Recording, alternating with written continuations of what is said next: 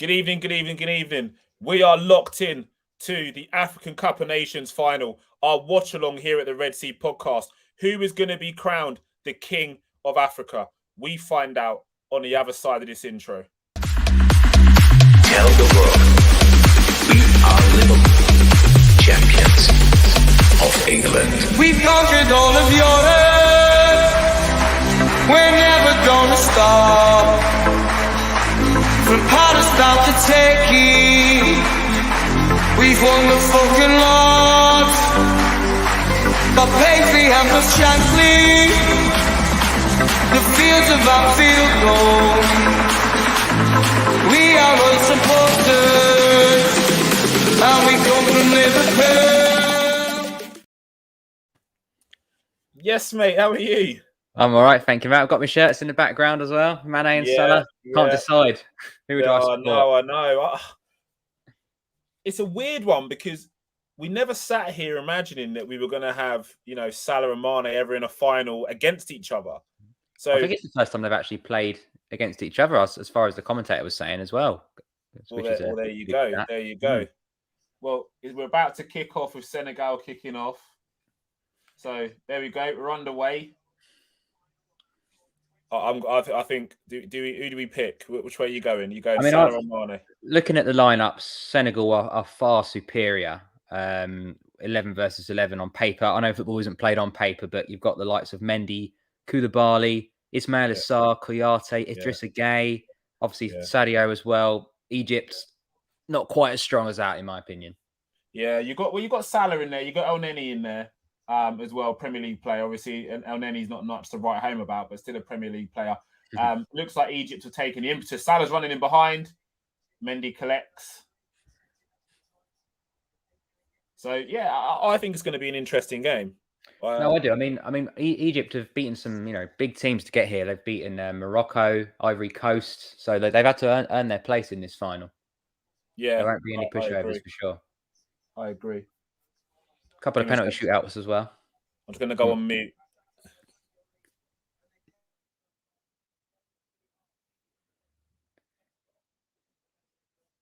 Carlos Queiroz obviously in the stands after being sent off in the last game on the walkie-talkie.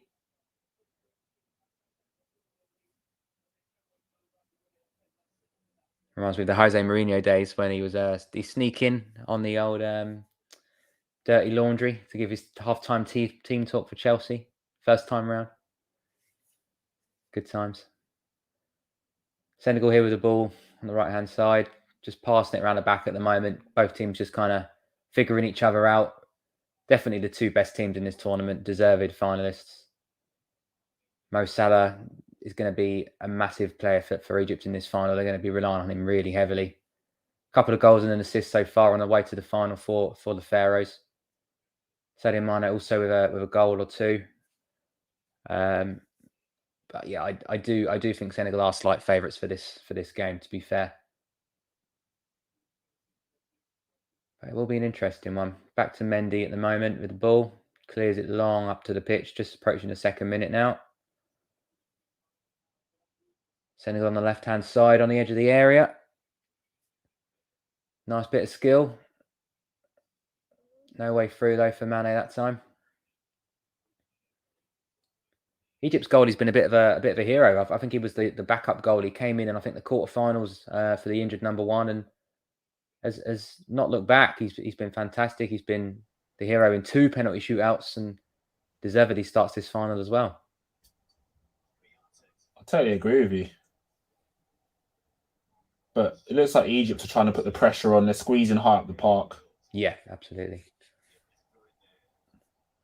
Anything falls to that man Salah, and you're in for a good chance of winning this game. If they can just get one goal and try and see it out, I think that's Egypt's best hope.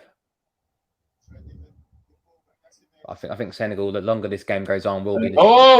Penalty! Penalty! Must be ahead of me. It's not happened yet. Is that a penalty to Senegal? Yeah, penalty to Senegal. Yeah, the ball goes over the top. Yeah, Stonewall pen, isn't it? Yeah, he's in behind. Yeah, he's got none of the ball. that Sadio Mane that's been brought down, or is it someone else? No, I can't see his shirt. Number 2.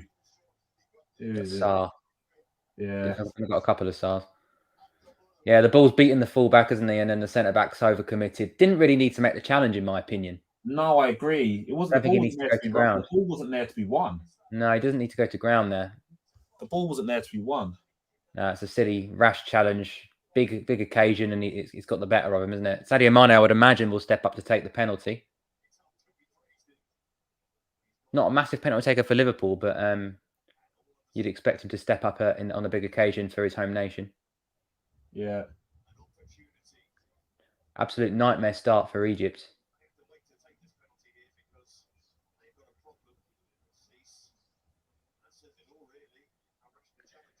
Still down the player that's won the penalty. I think he's okay. It does look like a pretty standard foul. Trying to calm it down, isn't he? Yeah, I think so too. I don't think he's going to be in any danger of coming off. Yeah, it's a rash challenge, isn't it? It's a poor tackle, really. At least no insult to injury, no red card. Yellow card's given to the Egyptian defender. Yeah, it's not double jeopardy, is it? No. That would have been awful, wouldn't it? Mane giving the keeper some instruction. So Salah giving the keeper some instruction. Yeah, like say, Mane's gone over and told him to get back on his line. He's been a penalty hero in a shootout. Can he be a penalty hero in normal time? Yeah. He's been a big player for Egypt.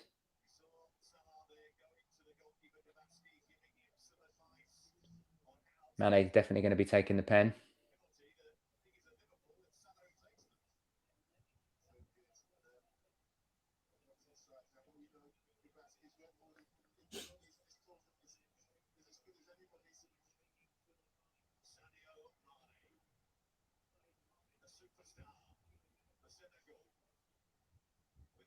A little bit of gamesmanship between Sadio and Mo there. Yeah. Sure, you'll tell me if they score. Oh, he saved it! I was missed. What a save! Oh, he's an absolute hero, isn't he? What a save! What a big moment. What a save. I mean, it's a decent penalty. He hits it well and hard. It picks a corner. He guesses the right way, and it's a big save, as you say. What a save. Wow. Drama already in this game. Oh, it's down the middle, isn't it? I thought it'd gone to the goalie's right, but he's just absolutely hammered it down the middle as hard as he could. And the keeper's just about held his line and palmed that away. Just deflected all the power over the bar. Wow. Well, Senegal lived to regret that moment.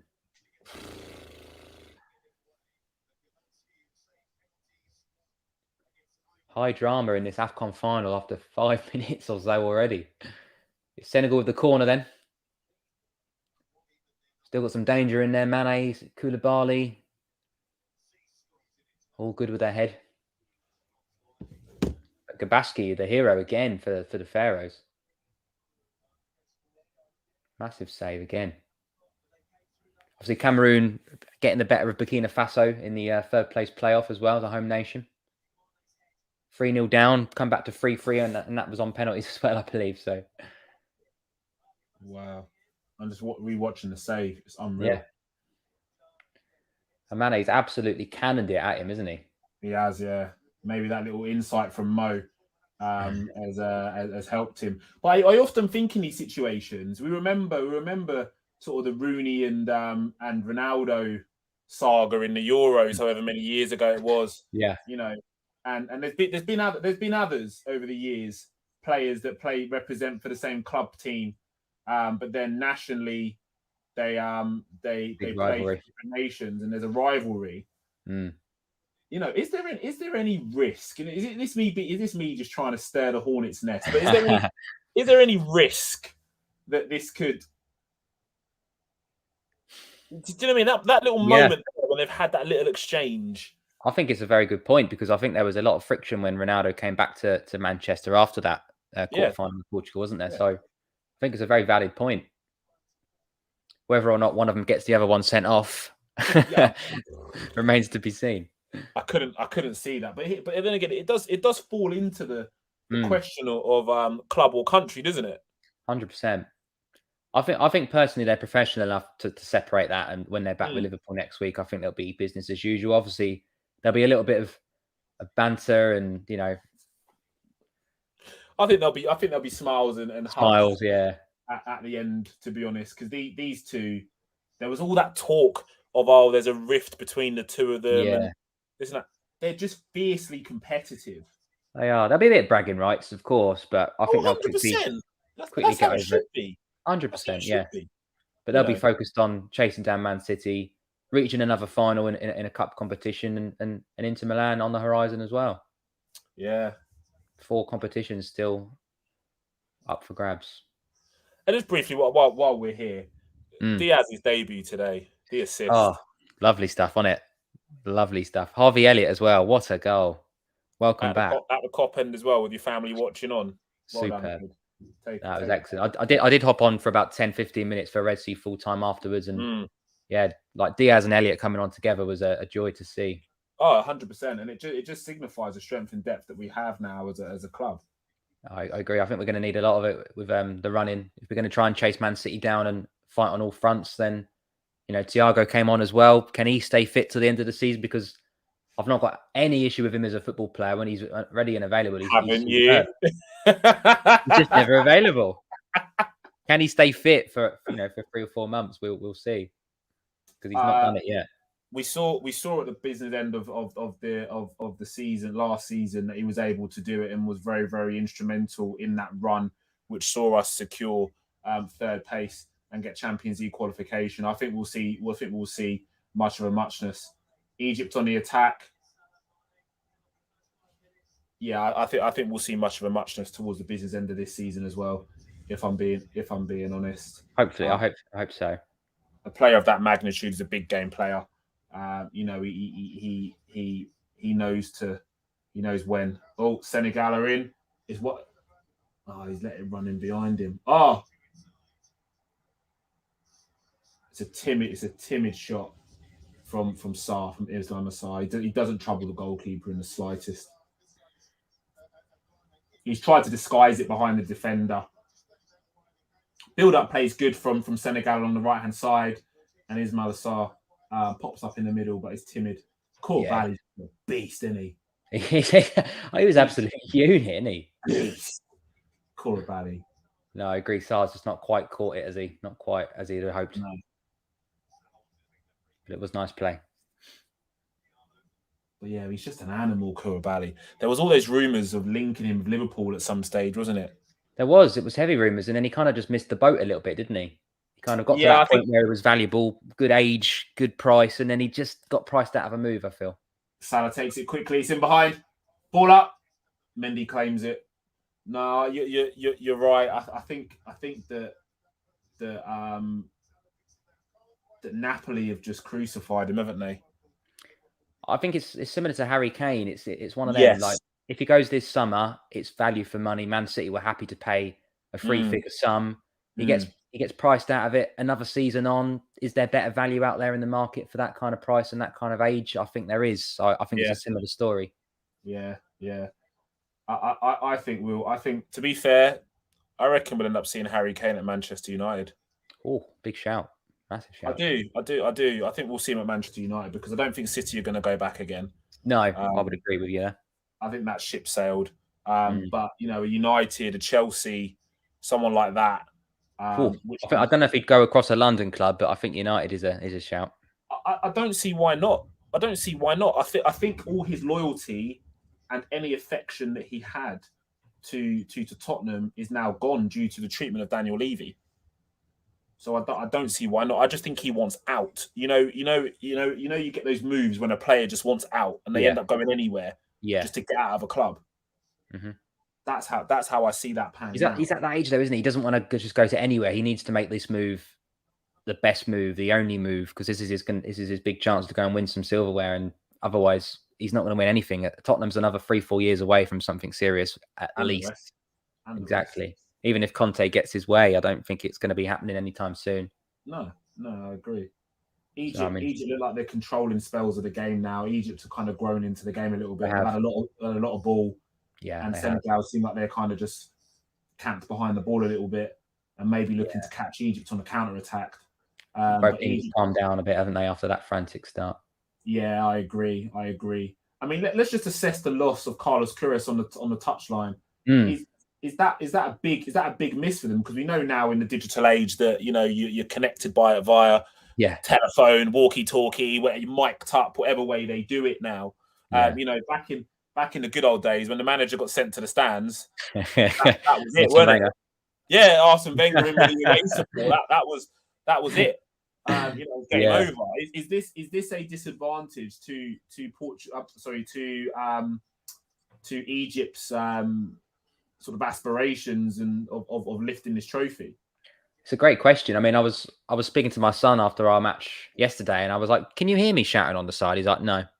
It makes me feel better when I'm shouting, thinking that they can. So, whether or not the players can hear that much going on the sidelines anyway, but like you say, Carlos Queiroz has got the walkie-talkie, the headset. His assistant's literally going to be saying everything that he would have said. But he is regurgitating, isn't it? Absolutely. But he is an experienced coach, and I think when a game is this close, you look at Senegal's manager. No disrespect, he's been in the job a long time, but I don't think he's at the same level as coaching ability-wise as Queiroz. So I think it has to be a slight disadvantage, but hopefully not too much with, like you say, the technology that we have nowadays. Yeah, I mean, Queiroz has done the switches on for Egypt if they want to do it. Yeah. No, it didn't do it. No, Carlos Queiroz, he obviously he's managed at a high level of the game. Sir Alex Ferguson's assistant for a number of years. Yeah, he's been around, hasn't he? Was he Iran manager as well? Yeah, Portugal, I'm sure, for a little while. Yeah, he has been around. A stellar CV from him.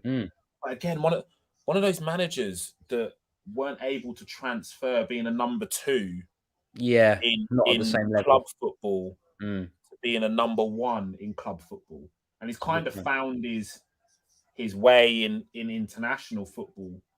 Because obviously club football has been difficult for him to find his feet. I can't think of any club jobs that he's had actually. I was just thinking the exact same thing. I'm struggling to think of a club, at least in Europe, that he's managed. I think he has been away on, in the Arabs and Asia and that kind of area to manage clubs, and may have done fairly well over there. But a lot of managers I've noticed seem to have this ambition of winning every continent trophy. So I remember World Cup 1998, was it Santini, the French manager? Obviously, he won the World Cup and he won the Euros with France in 98 and 2000. And usually you'd use that as a platform to go into a big club job, wouldn't you? You've just won the biggest 2 trophies. But he ended up going to an African team and, an Asian team. And you think, oh, I see what you're trying to do. You're trying to win every major continent trophy out there. But unfortunately, when you go to teams like, Africa and Asia and South America, and you don't succeed, your name starts to be forgotten again, and it's difficult to come back. But it's an interesting challenge, one for football manager. Maybe you say that you say that. I forgot this. He was Manchester United assistant from 2002 to 2003. Oh, was it only a year? He then went and got the Real Madrid job. I don't know if you remember. Oh, blimey, yeah. Yeah. How long did he last there? Hold on. It weren't long. They hired him. They hired him in 2003, summer of 2003, and he was sacked in the May of 2004. One season. There was a chance there for Senegal. I think Mane flashes it across or Sarr maybe as it flashes it across the goal. No, it's Sarr that flashes it across the goal, and Mane fails to get a boot on it. Oh, it's a gilt-edged chance that. It is a big chance. And the goalkeeper's going mental. I do still feel Senegal are going to take the lead out of the 2. Yeah. They look like the more threatening, don't they? The Absolutely. More gilt-edged chances that we're talking about. But yeah, Yeah. and then he went back to Manchester United after the Real Madrid Right. With his thing. tail between his legs. Please take me back, Sir Alex. Yeah, Portugal manager. After that, Iran. Yeah, remember those. But with Iran, I think he obviously qualified for the World Cup in 2014, 2015 Asian Cup, Yeah. World Cup to 2018, Asian Cup 19, Colombia as well. I forgot he done Colombia. Colombia. As I Yeah, told you, Colombia. he's trying to do the old managing every continent challenge. Maybe. But he's a coach. He's a coach of massive pedigree. We can't forget. He's 100%. got pedigree. Yeah, no, he has. He's got pedigree. Will he add a trophy to his CV tonight? We shall see. We shall see. I mean, we look at Egypt's sort of record. They're the most successful, aren't they? African nation in terms of the African Nations Cup. And amazingly, Senegal have never won it, have they? Yeah, Senegal looking to win it for the first time. Yeah. To today as well. Big shout out to you, Kaid. Welcome. Absolutely. Thanks for joining us. Yeah, I mean, Egypt, I seem to remember winning it back to back in 2006, 8, and 10. I think it was. I might be one out, but yeah, like the Saki days, That's wasn't it? Amir Zaki. Yeah. Remember that goal he scored against Liverpool at Anfield for Wigan? What a goal that was! But didn't he sign for Chelsea? Didn't he? What, Amir Zaki? Yeah. Did he? Yeah, I think he signed for Chelsea as well. Blimey. I think if I remember correctly. I must have forgotten that one. Yeah, I think he signed for Chelsea. I remember Wigan just had this kind of crazy combination of random nationalities. They had like Valencia and Roddy Ager and Zaki. Yeah. And they had a great little. So let's have a little look. Amir Zaki. He's 38 now. Probably retired, is he now? Did he play for Chelsea? I don't remember. Maybe he did. Why am I sitting here thinking he played for Chelsea? Am I losing my head? I'm not seeing it. I'm not seeing it on his senior career. I don't remember that. Why am I sat here thinking he played for Chelsea? Yeah, Wigan Athletic. Yeah. No, he had one of them Michu seasons, didn't he? He just turned up for a year, was brilliant, and then was unreal. Yeah, didn't really hear from him again after that. Unfortunately, don't know if Wigan went down that year. Oh, that's it. I know there was some kind of controversy. In 2009, Zaki failed to return to Wigan from Egypt's World Cup qualification matches, leading to the club manager Steve Bruce to label him as the most unprofessional player he'd ever worked with. His late returns from international duty led to Bruce publicly branding Zaki highly unprofessional. Oh dear. Fining him the maximum amount permitted, which he has done on more than one occasion. Before the latest incident, Zaki had already been fined considerably more than the average person in Britain earns in a year. And he will now face another heavy fine. However, Bruce said repeatedly fining him does not seem to alter his poor behaviour. Wow. Bruce subsequently confirmed in May 2009 the club will no longer be taking up the option of making his loan deal permanent.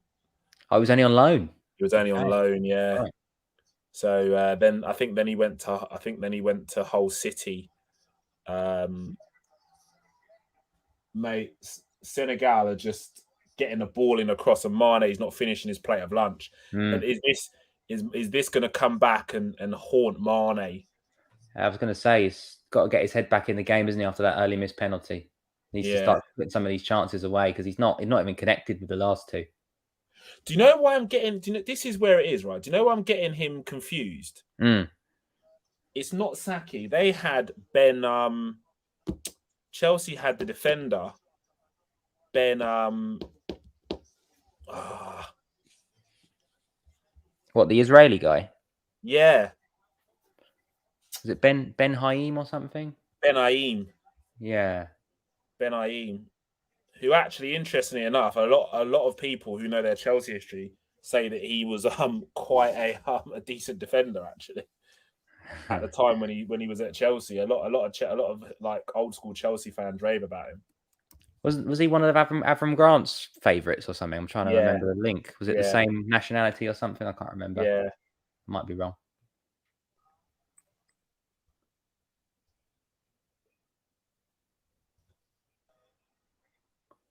So no Trezeguet in the Egypt lineup today. He did get a goal against Morocco to help them through that particular stage.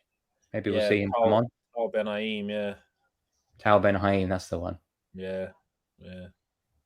Play for Chelsea. Yeah. Oh, I remember Mido as well. Another Egyptian striker, blast from the past. Yep, Spurs man. Spurs, yeah, he was decent in his time as well. Yeah, but love the plate of food, that man. Yeah, he had a similar attitude to Zaki as well, I believe. Yeah. Loved the plate of food, that man.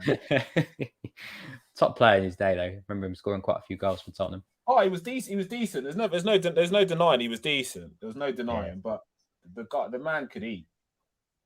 Yeah, he spent more time eating than he did on the field. We've had a couple of Senegalese players in our time, haven't we? Diouf and Jow. Less said about them, the better. Well, no, less said about Diouf. I didn't mind Jow, but less said about Diouf, the better. Yeah, fair point. I watched an interview with him the other day. Did you? I watched an interview with him the other day, and he was on with Emmanuel Petit. Oh, okay. And he took the opportunity as he always does to try and slag Steven Gerrard. No way. And Emmanuel Petit was like, don't even try it. Like, we're talking about one of the. Yeah, he's like, don't even try it, Diouf. You're talking about one of the best players of the modern game. Yeah, the modern game has ever seen. Like, respect him. You have to respect him, regardless of your personal opinion. You cannot sit here and turn around because he tried to get into saying how Steven Gerrard wasn't that great. Like, Emmanuel Petit was like, "Are you stupid?" Having none of it. Literally, Emmanuel Petit was like, "Are you actually stupid? How can you sit here and say that Steven Gerrard isn't that great?" Like, yeah, I think I'll take Petit goal scorer in a World Cup final win over Diouf. And that's it. He was basically saying how if he'd have had more opportunity, he'd have ran that Liverpool team and all of that, and it'd be like, "Are you stupid?" Bizarre. Like you never would have been close. And he's like, "Oh, I could have gone to Barcelona and all of that." Because at the time, Barcelona were rumored to be interested. Blimey. And then Liverpool beat Barcelona to the signing. That was one of them World Cup signings, weren't it? Yeah, exactly. Don't buy off the back of an international tournament if they've had they've looked half decent for 3 games. Yeah. Not one of our greatest hours at all. No. It's a shame though, because he wasn't a bad player. He was just, and they're in again. Oh. He wasn't a bad player. He just attitude just stank. Yeah, it was nowhere near. He just didn't always spitting at people. It was just the opposite of what you'd expect a Liverpool player to be, wasn't it? Yeah. Respectful and fight for the name on the front of the shirt, not the name on the back. Yeah, and to be fair, he referenced that in his interview as well, basically saying that, like, I'm not from there, so I don't really care in that respect. I'm there to earn money. But like you said, look at Salah and Van Dijk. They're not from there, but they get it. No. They get it completely. Egypt are going forward. Salah's on the ball. He's demanding the ball back. That's it. Keeps it ticking over. Every time Salah gets the ball, they're just on him. Yeah, they've got 2 or 3. Oh, he's taking on. Oh, what a run! It deserves a goal. Oh, Mo going on another one of those mazy runs. He skins basically 1, 2, 3, 4, 5. Goodness, 5 of them. Oh, he just sort of ran out of steam with the shot, didn't he? But what a run! Brilliant play from Mo Salah. Just underlining why he's the best player in world football. Deserved the goal. I mean, if he puts that one in, that's played on a highlight reel for the rest of the time, isn't it? Mate, just the dribbles getting on the highlight reel. Are you crazy? That was quite similar to his Man City goal, just taking on anyone that came anywhere near him. Just didn't have the Man City one, the Watford one, the Spurs one, the Everton one. The way he just changes direction so quickly. It's Yeah, just it's impossible the to Roma defend. one, the Roma one was the Yeah. same as well. Yeah, absolutely. He's not like, and this is the thing. It's not a fucking fluke. He does No. it all of the time, Yeah. and Give that's him what that people. chance. Yeah, and that's what people aren't. This is what people aren't getting. I had an interesting conversation with somebody today, and they were saying, "Oh, who do you reckon the best player in world football is at the moment?" And I said Mo Salah, and they looked at me and went, "Like, what do you mean?" He goes, "I can name 4 people better than him." Really? I said, "What are you smoking?" I said, "Go on, name them." I said, "Name them." And out of the 4 that he mentioned, there's only one that I could accept that was probably leveling with him based on goal achievement, and that was Lewandowski. Yeah, That's I would the agree only with that. person I could accept. But I'm not taking the Messi argument anymore. I'm No.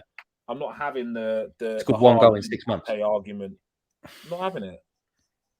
Like they are phenomenal players in Haaland and Mbappe, but they're not doing right now what Salah is doing. It's No, I mean, such a it's shame though that those boys are a considerable amount younger than Mo Salah, because it would be interesting to see those 3 go at it yeah, in their primes. for a long period of time Yeah, agreed. for a Ballon d'Or. I mean, Haaland's out again. He's had this is his 3rd big injury of the season. You know, the thing that is underappreciated for me is Mo Salah's consistency. Tell me when Mo Salah's missed 2-3 games in a row from being injured. I don't think he has.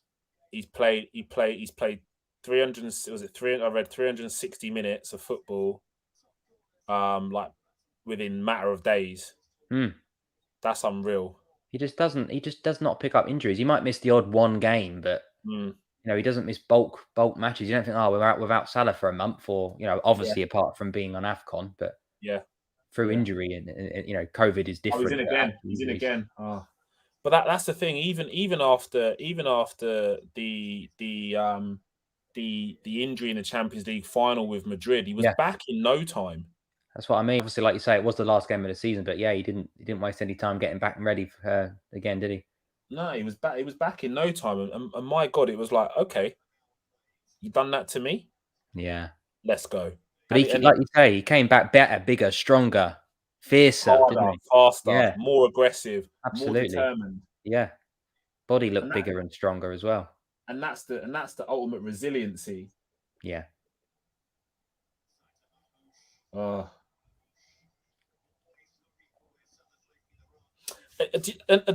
commentary is just taken out of my mouth because they're always looking for Salah's run.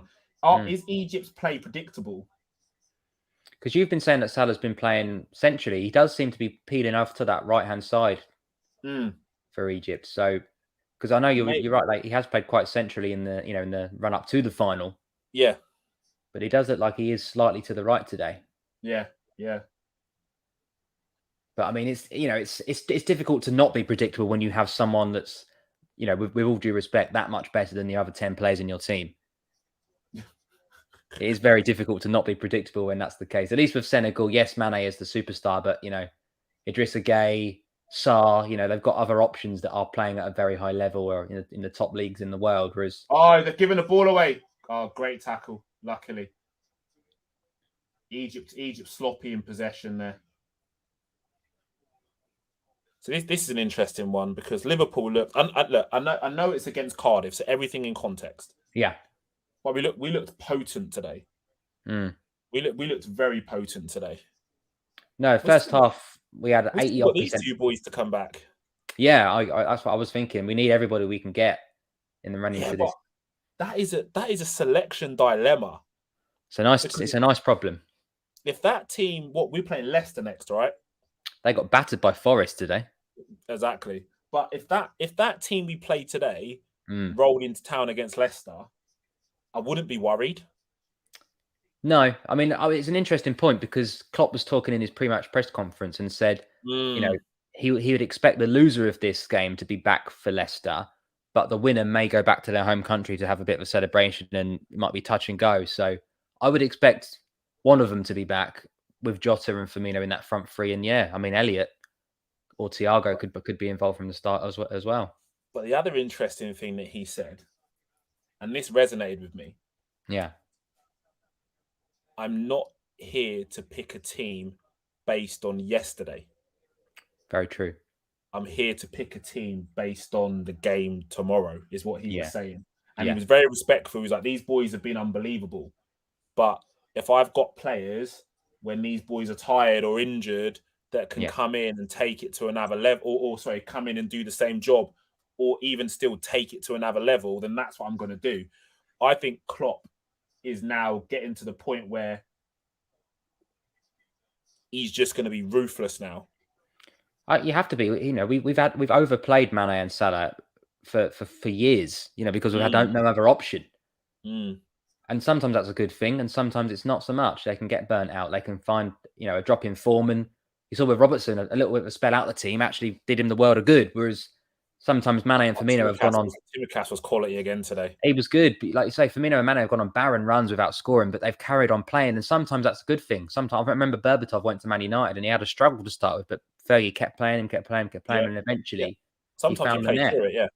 But like you say, sometimes a little spell out the team, even if it's just a 2 or 3 games, can do the world of good. And now like you say, we've got that option with Diaz and Jota and Bobby and these two coming back soon as well. Yeah, I agree.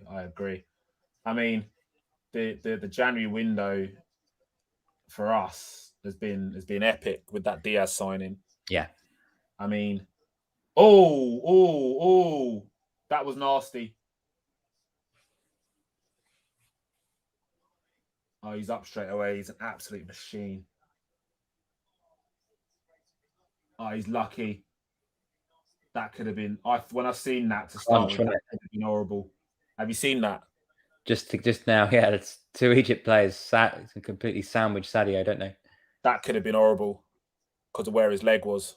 Yeah, they've both just about missed him, haven't they? They could have both got his foot from either side. That could have been a lot worse. That could have been Harvey Elliott 2.0, mate. Took the words out of my mouth, mate.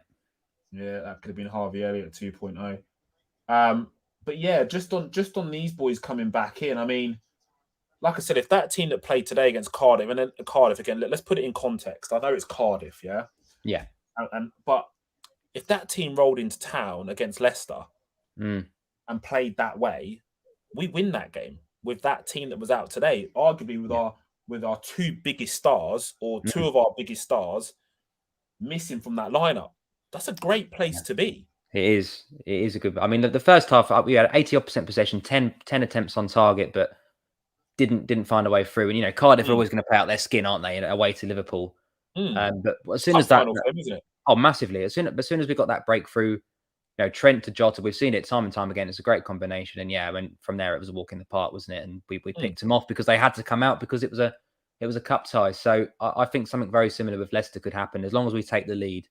I think we could win that quite comfortably as well. They're in really poor form still. I saw a tweet come out. Rodgers out. Do you know, I was watching the game with my dad earlier, the Forest one, and I was just saying, you know, when are they going to start saying, because they're sitting in 10th, you know, they've been battling for the top 4 for the last 2 seasons, potentially overachieving. They won the FA Cup last season. You know, they're out in the 4th round. We knocked them out of the Carabao Cup.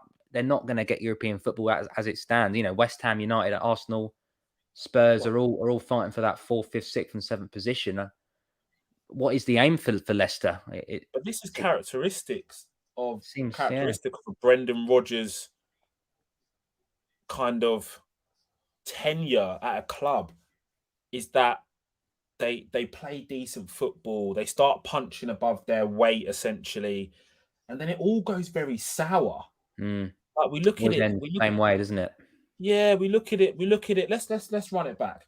We look at it at his time at, I can't remember which come first, Reading or Watford. But we look at Reading. The same thing happened. They were playing some decent football. It just went sour. Then it happened at Watford. They were playing some decent football with him there, and then it went really sour. Yeah. He goes to Swansea and arguably has great success, because Swansea were never expected to achieve in the way that they did achieve. You know, promotion to the Premier League. Yeah. Playing some playing fearless football with Leon Britton in the middle of that midfield. Joe Allen kind of doing all the dogged work. Fabio Borini. Joe Allen. Pardon? We Joe Allen. Joe Allen, the Welsh savvy as he was, as a kiss of death. But Yeah, they punched above their weight. Yeah. You know, in that respect, Ashley Williams in that back four, you know, they really punched above their weight, and then again it just went off the boil a little bit, and then he Yeah, got he needs to raise his stock, doesn't he? And then just yeah as like you said, when he got linked to the Man United job, I think he yeah could have if he was doing well with Leicester, I think he might have got it. But they just at the wrong time, he starts to dip with the team he's already at, and they're like, well, hang on a minute, he's under yeah pressure at Leicester. We're not going to yeah go and give him the United job. yeah, and then he goes to, and then after that he gets a Liverpool job, and the Mm. first year at Liverpool was freaking hard work, Yeah, and he did then take over a bit of a mess, didn't he? To be fair. yeah, and then he sorts out the mess, and then we go so close in the title race, and then after that, it Yeah. went off the boil again. I mean, how he kept his job losing 6-1 to Stoke going into that next season, I will never know. Never ever Well, know. he threw Colin Pascoe under the bus, didn't he? He threw his Yeah, the he threw assistant. his assistant under the bus, didn't he? And then I mean, he was legging up with people in high places as well. Went at the PA or something that he was legging up with. yeah, he did. He did remarry. Yeah. Yeah, so he was legging up with so he obviously kept his job. And then now we see Celtic. Celtic was easy. That was easy. You I know, mean, Rangers weren't Celtic. even in the division, were they? No, and Celtic were coming off the back of bloody 8 in a freaking row. It was very, very easy. And then you saw Steven Gerrard come there and kind of end that dominance. Yeah. And again, it went a little bit Pete Tom for him, didn't it? That some quarters of the Celtic fan base were going, do you know what he needs to go? Mm. And then Leicester come in, and you're thinking, hey, this is decent for him. You know, Leicester doing Yep. all right, up and coming club. Yep. And then again, they've peaked and they're just on the other. I mean, do they need signings? And have they been unlucky with injuries? There's that to maybe consider. Yeah, I think that's a fair point. But I would they've like to spent- see him get sacked, though. I'd like to see it. I mean, I think that's a good point. I think they have had some serious injuries. I mean, I remember when we were playing against them about a couple of months ago, and they were missing just about 8 or 9 players. They really did struggle. They've had COVID as well. I get that, but 4-1 against Forest, they had a very good team out today. That's not acceptable. That's just not acceptable. No, you can't be doing that. And also, being the holders of the trophy as well. Absolutely, going out with a whimper. Yeah, they've just kind of gone. Like, no, I mean, there were minutes from knocking us out the Carabao Cup, and they ended up mucking that up as well. Yeah, they're just a bunch of bottle jobs, really, aren't they? And it is Bottle Rogers, isn't it? That's but how long are the Leicester fans going to put up with it? Because Senegal cut it out in the middle again. It goes into Mane. Are they going to punish Egypt? Nope, Egypt cut it out. It's a tricky one, isn't it? Because Leicester, who do you go for instead? Who can they attract a better name than Brendan Rodgers? I'm not sure they can. And that's the thing. Can they? If they get rid of him, does it get any better than him? Yeah, exactly. Would they regret getting rid of him? If there was someone on the market that you thought, you know what, that's an upgrade and he would be a realistic target, I would get it. But it would seem very just, not very forward thinking to just get rid of him without a plan. And I can't think of anybody that would go in there and do a better job currently. Maybe maybe they need to freshen up the squad a little bit. They brought in Daka, didn't they? Yeah. He's been okay in parts, but Salah in behind. Salah! Oh, what a save from Mendy. Liverpool and Chelsea. Do you know what? Top draw save from Mendy.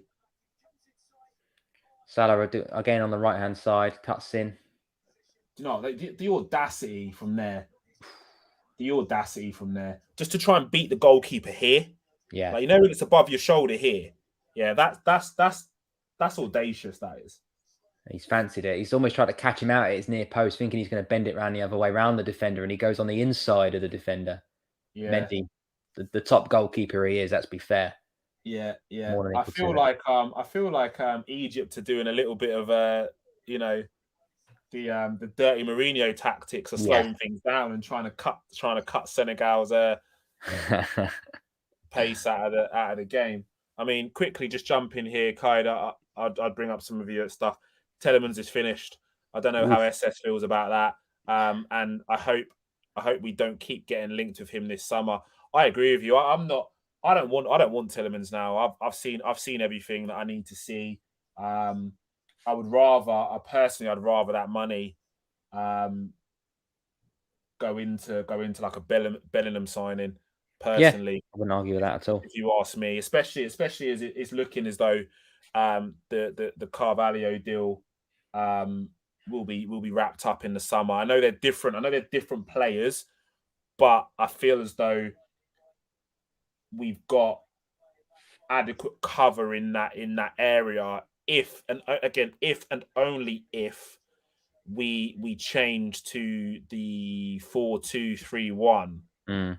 which I know that you're not a huge fan of. You're Mister, if it's not broken, don't fix it. But Yeah. I'm Mister, it's got to revolve.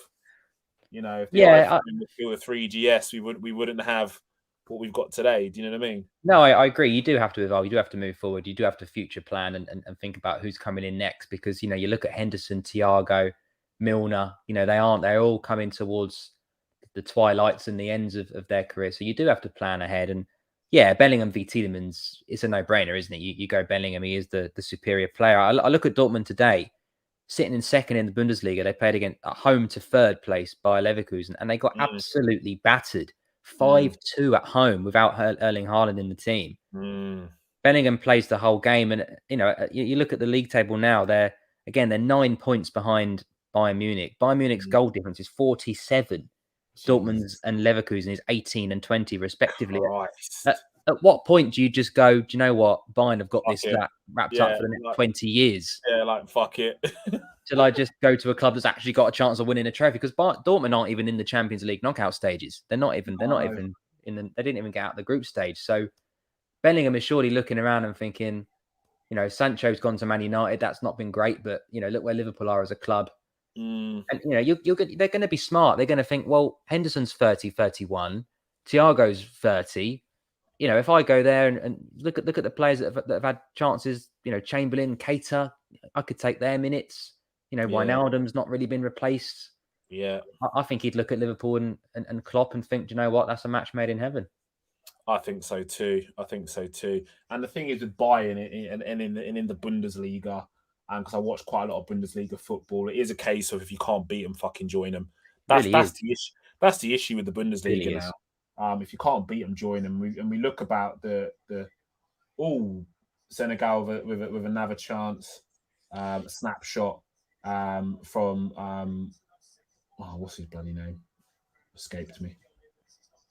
Chiarte, sorry. But yeah, it's a case of if you can't beat them, join them, isn't it? You know, in that respect. I mean, I think the German league is actually now on the longest current run of one champion because you know we've seen Juventus dominate, PSG dominate, but they have lost their title in recent years. Yes, Celtic and Rangers have obviously exchanged it recently as well. I'm pretty sure, I might be wrong, but I think Bayern have won 10, 11 in a row.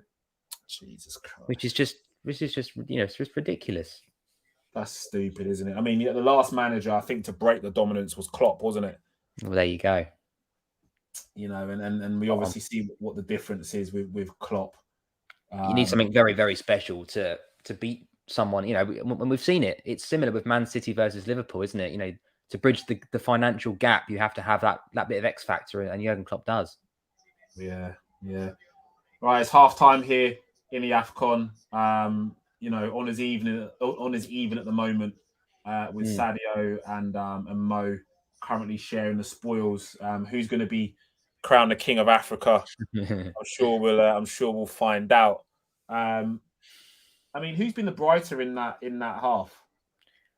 I think it's one of them. I think Senegal have definitely been the better team overall, but Egypt are looking at counter-attacking through that man Mo Salah, aren't they? Senegal are going to have the dominant possession. They've got, you know, in terms of versus Egypt, world-class midfielders that actually play in, you know, in PSG and, you know, the Premier League. So they are going to dominate possession. They are going to dominate the possession, the chances and the ball. But we've seen it happen. Teams dominate. They get caught on the counter-attack. And if you've got Mo Salah on your counter-attack, anything's possible.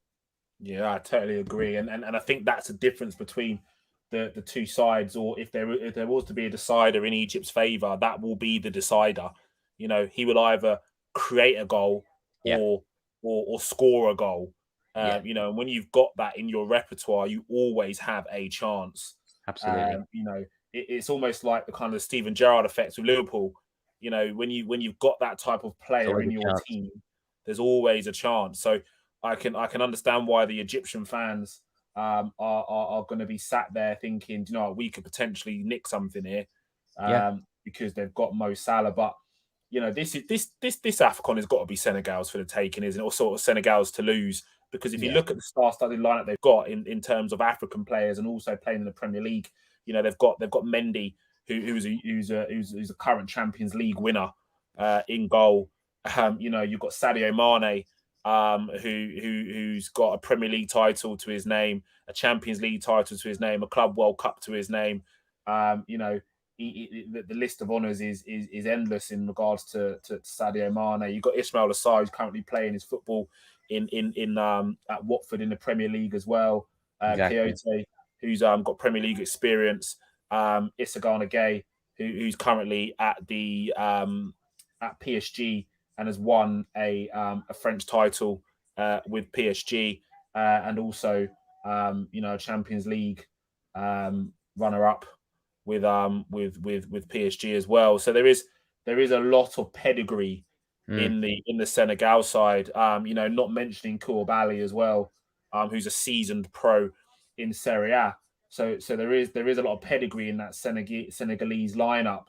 I think this is the opportunity for Senegal to break that barren run of not lifting an African Cup of Nations. If it's not this year, it ain't going to be next, because you'd think that, you know, other nations like the Ivory Coast, who faltered in this Afcon, will come back stronger next year. Ghana again will come back stronger next year. Nigeria as well. Yeah, Nigeria. They'll all come back stronger in the next bout of Afcons. And obviously, you know, some of these players, their time may have passed by that point. Yeah, I mean, I remember the final in 2012. Ivory Coast back then was star-studded. Drogba, Yaya Toure, Kolo Toure. They were the best African team. And they played little old Zambia in the final and lost 8-7 on penalties. One of the biggest upsets in Afcon histories. And it's similar here. Yes, Zambia didn't have a Mo Salah, but you know, you look at Senegal versus Egypt lineup, and Senegal are by far and away the better team on paper. So you know, it's not always the way that the star-studded teams can definitely falter. Yeah, I agree. So we'll see what the second half brings, but I can't see it at the minute. I think Senegal will find a way through at some point, but if Egypt can see it out to penalties, they've already won 2 shootouts. Anything can happen, and Mo Salah likes to put himself down as the fifth taker. He got his chance to score the winner against Ivory Coast. I don't think he even got the chance to take one against Cameroon because they'd already won it before he fluffed them, didn't they? Bit like Gerrard in Istanbul, ready to take the fifth and deciding pen, and he didn't even need to step up in the end. Yeah. Right, give me 2 minutes. Toilet break. No probs.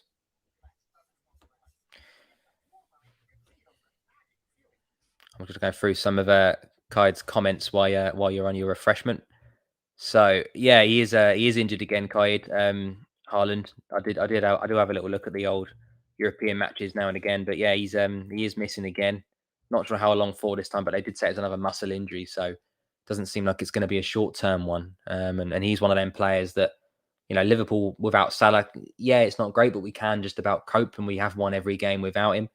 But Erling Haaland, Dortmund without Erling Haaland is a different kettle of fish in my opinion. Good comment here. Facts. SS1 team I used to admire was Real Madrid back in 2010s because of their player rotation. Yeah, I mean, they had, you know, the likes of Beckham, Figo, Zidane, you know, in the early noughties, and yeah, early 2010s, you know, Ronaldo, Bale. They're just too good, weren't they? Benzema as well. Kaká came in for a little while.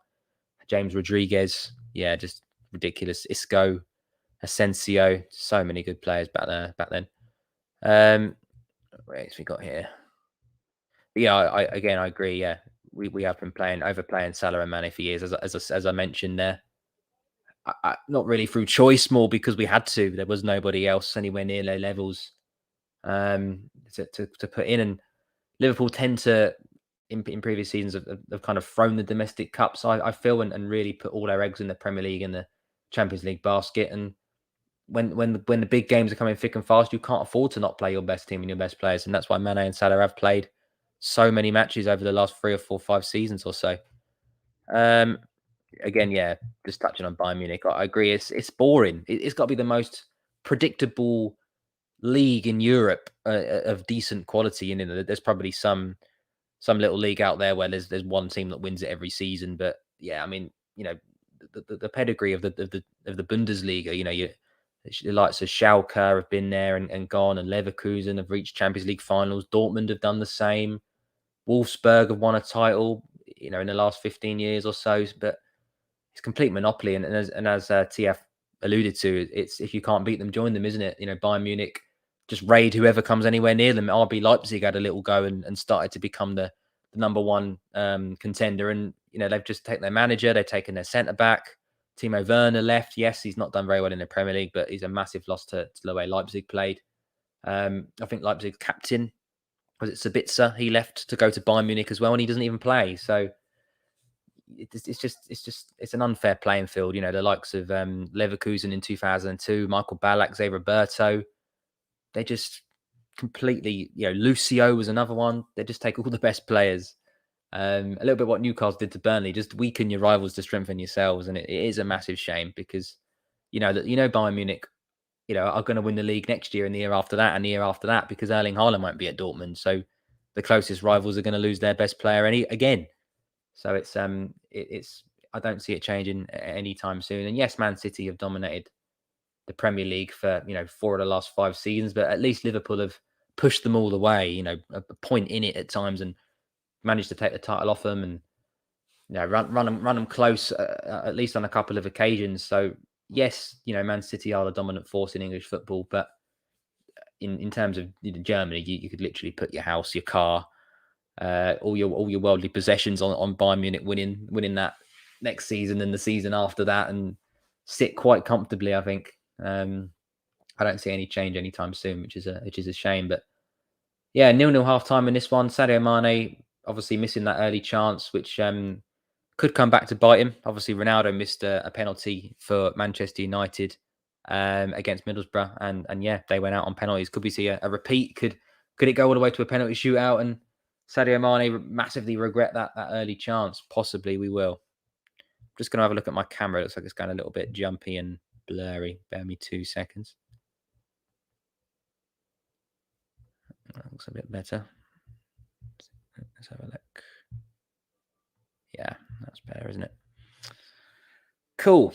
So second half, I don't think we'll see any changes. I think there was one Egypt player that had a little bit of a knock, but seems to have run that off slightly. Club World Cup's got going again today. Obviously, Chelsea will be featuring in that in the later stages. Al Hilal 6, Al Jazeera 1 is the first result from that tournament. Igalo scoring the opener in that game. Obviously, played in the Premier League for Watford and more recently Manchester United as well. Other scores around the grounds: Bournemouth 0, Bournemouth 1, which is a massive upset if that continues. 20 minutes to go in that one. Non-league Bournemouth, I think they're non-league. Correct me if I'm wrong. Leading at Championship high flyers Bournemouth, looking to return to the Premier League. I would imagine it's a much changed Bournemouth, but Nathaniel Phillips is actually playing in that game as well. I don't know if that's his debut or not for Bournemouth. He's picked up a yellow card, but has started at centre half for the Cherries. Bournemouth are leading that game. There were 20 minutes to go. He saw Kidderminster push West Ham incredibly close. Plymouth as well took Chelsea to extra time. But yeah, the changes have been made. Billings come on. Todd Cantwell has come on for, I think, again for his Bournemouth debut as well. Jack Stacey's come on as well, the old Luton player. So they are panicking. They are pushing the panic button and making some big changes, bringing on some of the big guns to try and beat little Boreham Wood. So what an upset that would be. We've seen Forest knock out Leicester, as we mentioned earlier, already today. Obviously, yesterday, a lot of the Premier League teams did progress. Man City knocking out Fulham, Southampton getting the better of Coventry. Luton Town 3-0 winners over Cambridge, and their reward is a home tie against Chelsea. Spurs getting the better of Brighton. Stoke beating Wigan. Peterborough beating QPR. City beating Fulham, the leaders of the Premier League against the leaders of the Championship. Everton Great start for them under Frank Lampard. 4-1 winners over Brentford. A really good performance from them. Can they reproduce that in the Premier League? We shall see. Palace edging Hartlepool as well. So yeah, some big draws in that 5th round of the FA Cup, and it's nice to be involved from a Liverpool point of view. I did allude to it earlier on our Red Sea full time after the Cardiff game that Liverpool haven't really done much in the FA Cup under Jurgen Klopp at all, really. We've reached the League Cup final twice under Klopp, obviously losing one yet to play. I think we've reached the semi-finals at least once as well under Klopp, but FA Cup, we've never even, I don't think we've even made a quarter-final under Jurgen Klopp, which is a little bit disappointing. And bearing in mind, we've not won the Cup since, 2006, which is a long time ago now. I think I was 15, about half my life ago now. So it would be good to see Liverpool reach 2 domestic finals in the same year. As I mentioned again earlier, 2012, we did it. We won 1, lost 1. 2016, we reached the Carabao Cup final and lost on penalties to Manchester City. So yeah, can we get at least 1, possibly 2 domestic cups in 2022? We shall see. But yeah, it's all about the Afcon. It's all about the African Nations Cup today. Sadio Mane versus Mohamed Salah. Who will be the victor? Second half coming up very, very shortly. No changes as far as I'm aware for either side at half-time. Yeah, Sadio Mane stepping up to take that crucial penalty after 7 minutes. Again, a player I've not really seen take penalties for Liverpool. Tends to shy away from them. He did score in the group stages, didn't he, for Senegal? And I think in their opening game, I think they won 1-0, and I think it was like a last minute penalty that Mane scored. But yeah, I mean, again, talking about Senegal's team, it's not been a walk in the park to get to the final. They have struggled. They have made a bit of a meal of it. And, once Ivory Coast go out, Nigeria, you think that the draw really has opened up for Senegal. They have been pretty fortunate with the teams that they've had to play against. And, as we've mentioned, Koulibaly, Mendy, Kouyaté, Gay, Sarr and Mane. I mean, that's pretty strong, isn't it, for the African Nations Cup? The second half coming up very, very soon. Odds at the moment, Senegal 6-4 to win. The draw is evens, and Egypt 9-2. So Senegal slight favourites there, but Egypt definitely in with a shout. About 4.5 to 1 if you want to look at it that way.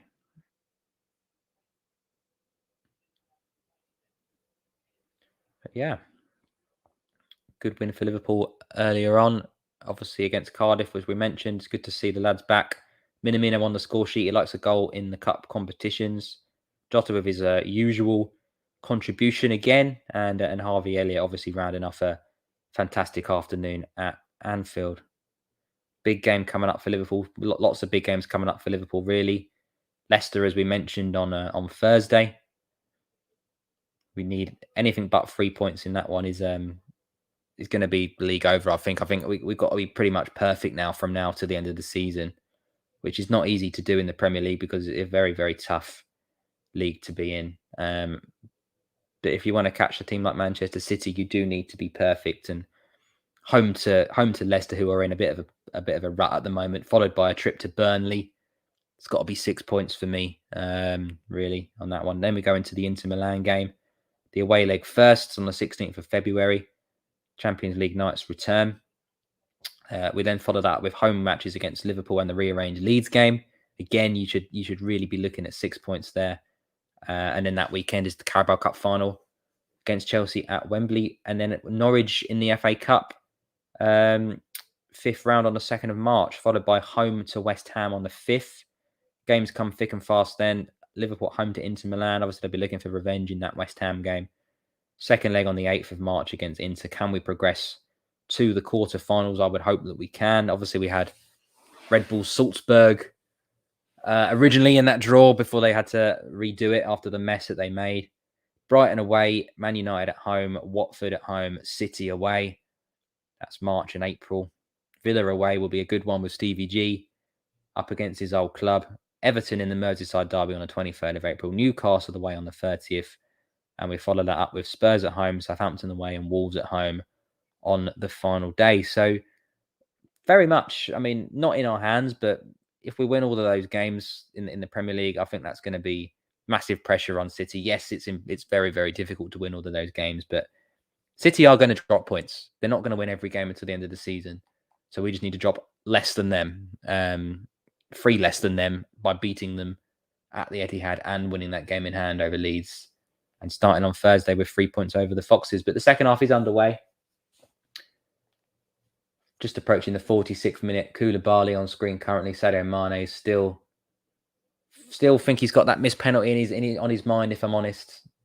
Keeps looking up to the heavens and maybe regrets his decision to just go power on that one against a very unknown goalkeeper. Yes, he's been good in this tournament, but to just blast it down the middle is not very inventive, is it? Really, in a final, if you're the star man stepping up to take that penalty to potentially win your nation their first African Cup of Nations, anybody can step up and smash it as hard as they can down the middle. I think myself and probably a lot of the home support would have expected a little bit more nous from Sadio Mane in that situation. But Egypt live to fight another day. El Neni here on the ball, gives it away.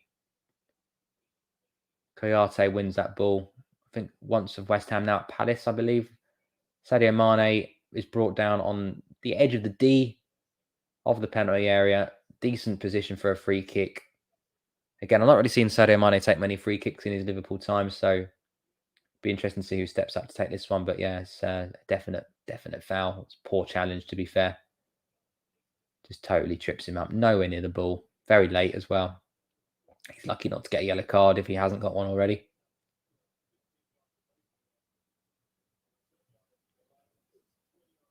But it's a good position for Senegal, for the Lions. I would expect a shot on target at least. But yeah, the Egypt goalkeeper setting up his wall, 5-man wall. Will Senegal find another way through? Mane doesn't look like he's going to be taking it. Idrissa Gana Gueye standing over the ball currently. PSG, formerly of Everton, of course, Liverpool's friendly neighbours as they're known. It's a very long toilet break, James.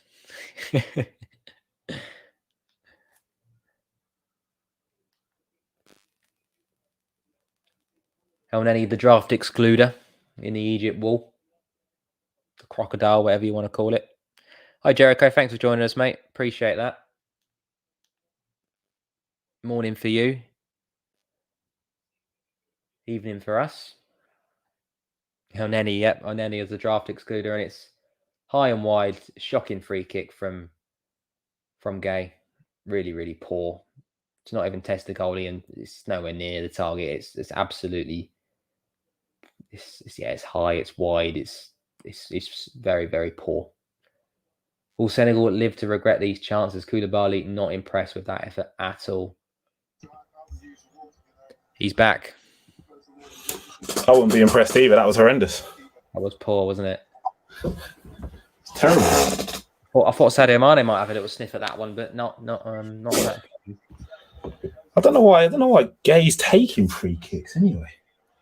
No, I was just saying I wasn't too sure who would step up and take it, but yeah, surely they got someone better than that. Oh, Gueye again, another opportunity, misses straight at the keeper, down his throat. Great play from Sadio Mane down the wing.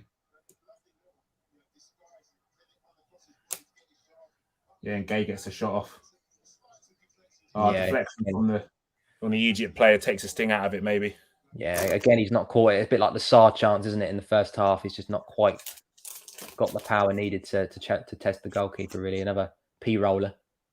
Yeah, guys, Egypt. Looks like it's going to be a long game. So I went and got snacks. I think that's a very good idea. We've seen a lot of penalty shootouts, a lot of extra time in this tournament. Not a lot to separate the nations, really. No.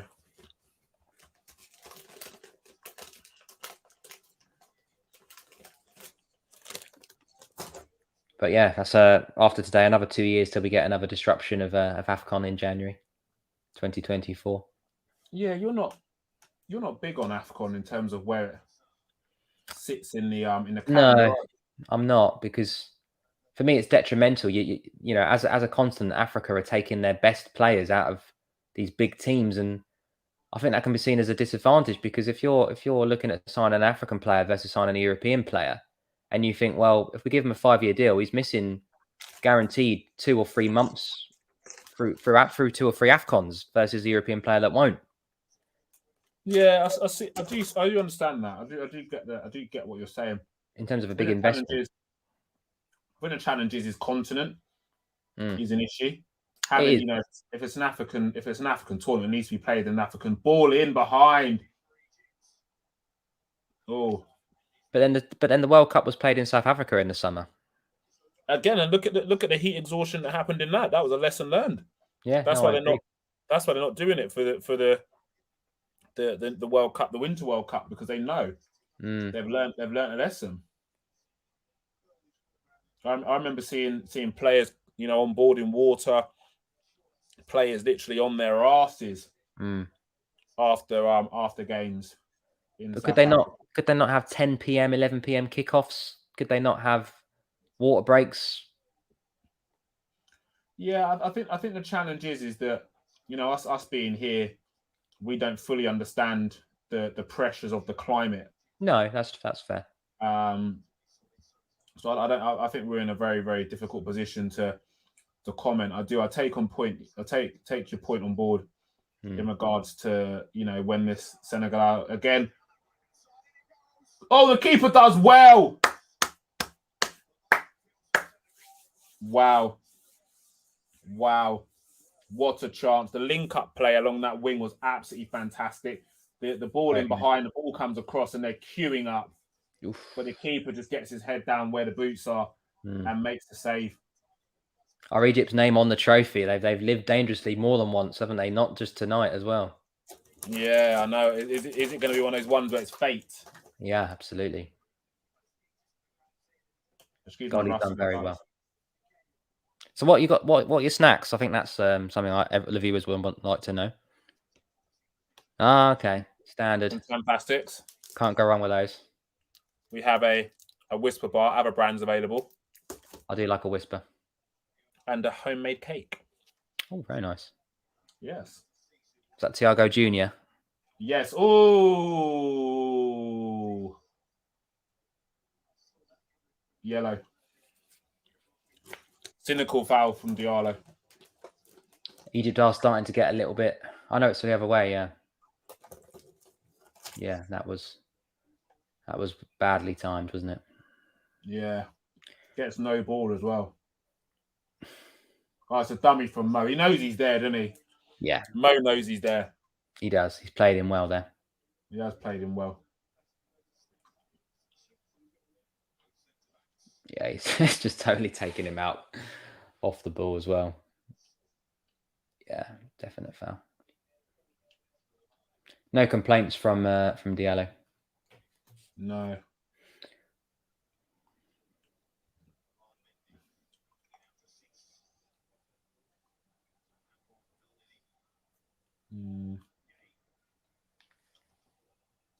I never know how Gay got a move to PSG. I was thinking that as well. I was thinking, what possessed them to buy him? Why? I never understand how he got the move to PSG. But he's gone there and he's done all right. Like, you can't, well, look, he's doing more than what Ginny's doing. Did you hear about Gini Wijnaldum potentially missing out on the Champions League squad?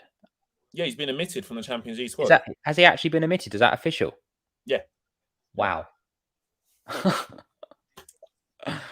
Wow. He must be fuming about that. Well, there's 6 of one and half dozen of the other. We've spoken about this countless times. Liverpool offered him a contract, but he obviously thought he was worth more, and Trezeguet coming in. Oh, apparently they're not showing this game in New Zealand, Jericho. So we have to be your eyes and your ears. Oh, really? Yeah, that's a surprise. But yeah, he took the decision to go to ball into Mane, to go to Pierce, ball across. Oh, the keeper's done it again. Living dangerously. Keeper's been unreal today. Man of the match for me. No, he's saying it's not for the first time either. No. And he wasn't even the first choice goalie at the start of this tournament, which is just, No, it again, wasn't. like we say, fate. It just falls into place. Yeah. But yeah, Ginny, there's something not right. You can't have been the player, the level you were for Liverpool Football Club, and go to PSG in the Farmers League, and you're not able to replicate. Yeah, to nail down a place, not letting a starting place, a fucking place in the squad. Absolutely. I mean, like you said, we did touch on it with the 4-2-3-1 that PSG play, and when you've got Verratti in there already as the playmaker, Idrissa Gueye has to be the CDM. Yeah. You've then got the front of Messi, Di Maria, Mbappe, and Neymar. Yeah. There's not really a position for you, is there? No. Which is, maybe a short-sighted decision from Genie. Yeah, but even as like a rotation option. Yeah, I mean, maybe. I mean, I'm surprised he didn't move on in Jan if he knew he was going to be omitted from the Champions League squad, because you can't be cup tied anymore, and Barcelona obviously would still hold an interest. I would have thought.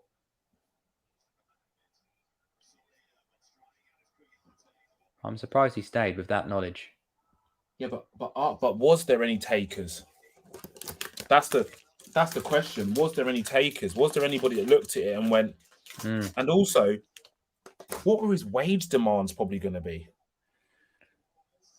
Yeah, I mean, he was on 80,000 at Liverpool. I think we looked at offering him 150, and he wanted more. I think PSG offered him 200. There you go. So he's going to look at him and go, "Yeah, you're worth 200,000." It's a good point. Triple substitution coming up for Egypt. They needed to change things. Senegal are starting to get on top. Yeah. Yeah, Trezeguet, the man that we did mention in the first half, did actually score the winning goal against Morocco as well. So can he do something similar? The Aston Villa, I believe he's at. Yeah, he is, yeah. Yeah, triple substitute. I don't know if do you get more than 3 subs in this, or is that it? I don't know. Is it more subs? I'm really not sure. It's a big gamble making 3 subs on the 58th minute. If not, any injuries for the rest of the game, you're down to 10 men. So I would imagine they've got more than 3 subs. I would imagine they've got maybe 5 with that decision being made. Yeah.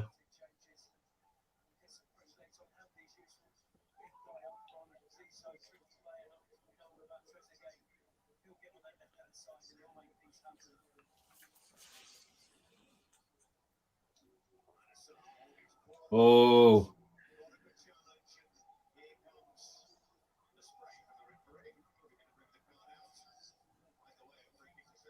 Senegal got a free kick on the edge of the box. I imagine his Trezeguet is not going to be taking this one. Probably not. Camera's gone all blurry, guys.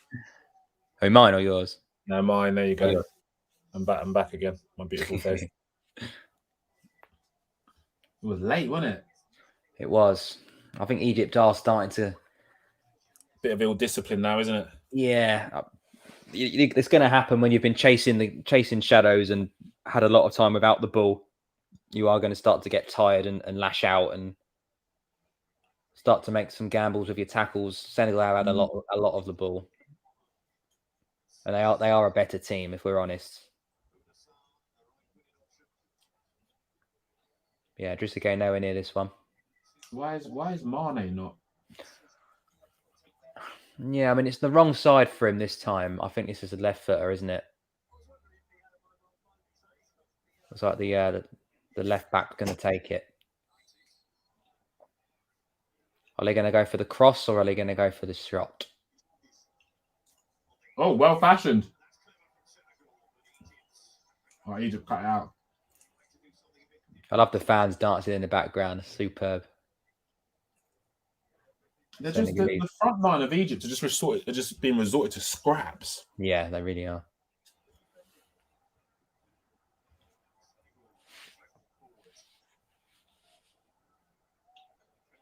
It is, like we said in the first half, it is park the bus and find Salah on a counter attack. That has been the Jamie Vardy Leicester tactics for their entire tournament, really. Pretty much. But it has been successful. Have they met their match? But it's one of those things, right, where these shithouse tactics might actually get you, might nick it for you. Exactly. Sometimes you just have to accept what you are and where you are as a nation and think, well, you know, giving it to Salah on the route one is probably the best tactic we can do. Have we got midfielders to put, dominate possession against Kouyaté, Sarr and Gay? We don't. So what's the option? Yeah.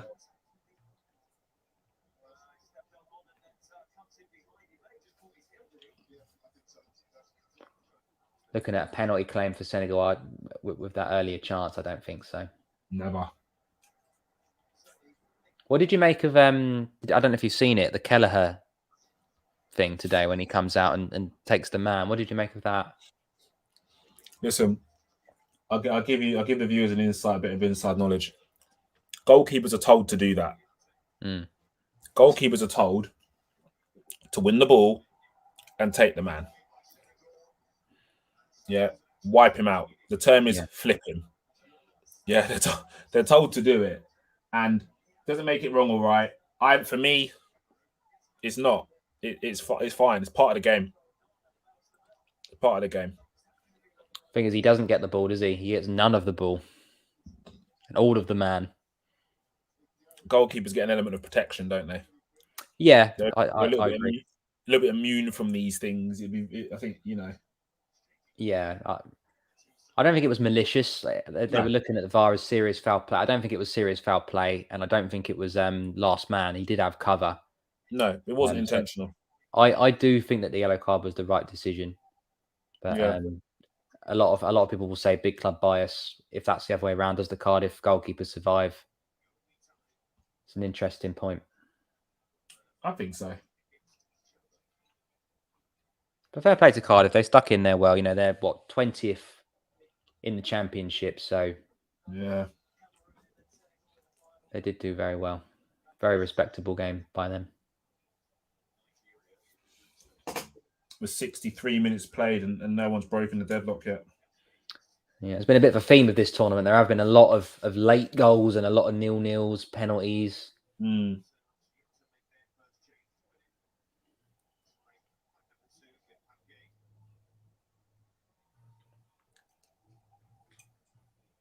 Obviously, these two nations go at it again soon. The African playoffs for the World Cup. There's 5 matches, 10 teams.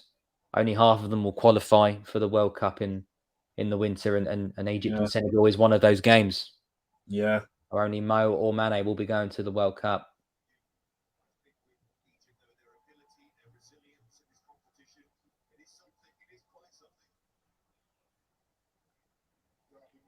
Seems harsh. Only 5 African nations go to the World Cup. 13 European countries.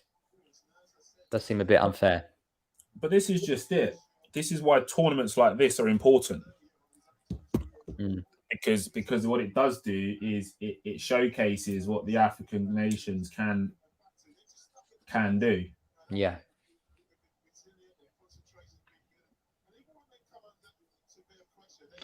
But then the problem is you get to the World Cup and usually by the quarterfinals, if not the last 16, you've got South Americans and Europeans and that's it. Which is it's a bit of a shame.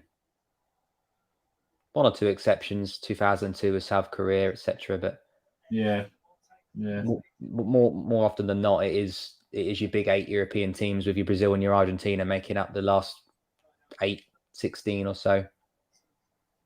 But it would be nice to see, bearing in mind, as you mentioned, the World Cup being in a warmer place this time, albeit in the winter, it's still bloody warm in Qatar. Yeah. Will that favour some of these African nations that do manage to reach the finals? That would be interesting. Yeah, maybe it might be a bit of a leveler, actually, mightn't it? Absolutely.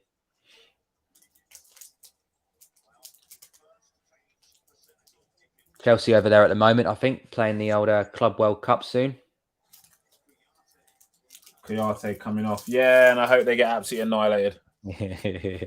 I remember the last time they got there, they lost in the final, I believe, to the South American team. I can't remember who it was now. Yeah, but Corinthians some or teams something can like and some teams can't, and Chelsea are a team that can't. So that. Absolutely. Will they come home as World Club champions or not? We shall see. selfishly, I want Egypt to win this.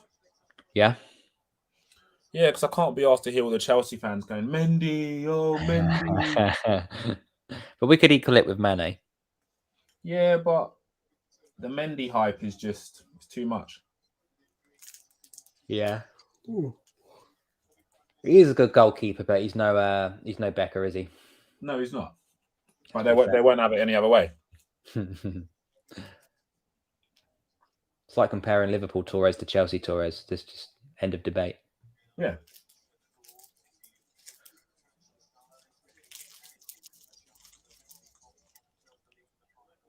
Well, most of the attempts with Senegal, but the possession has equaled up a little bit. Mm.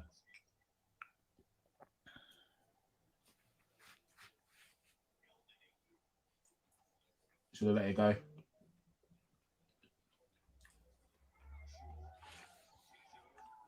Play on. There's wave. Play on. Bit of breaking news: non-league Boreham Wood have knocked out Bournemouth of the Championship in the FA Cup. At Wow. Bournemouth. What a Wow. result that is! Did Marsh get on the score sheet again? Marsh. Yeah. I will find out. He's a Bedford lad. Grew up with him. Good lad. Mark Ricketts, the goal scorer today. Marsh did start the game and was played all of 85 minutes. Mm-hmm. So well done to him and Boreham Wood. He's a good lad. He's a good lad. He's a Bedford lad. Oh, it's good to hear. Played football with him. Grew up with him. He's a good boy. So they get the only non-league representative in the 5th round. Boreham Wood, fair play to them. Yeah, fair play to him, definitely.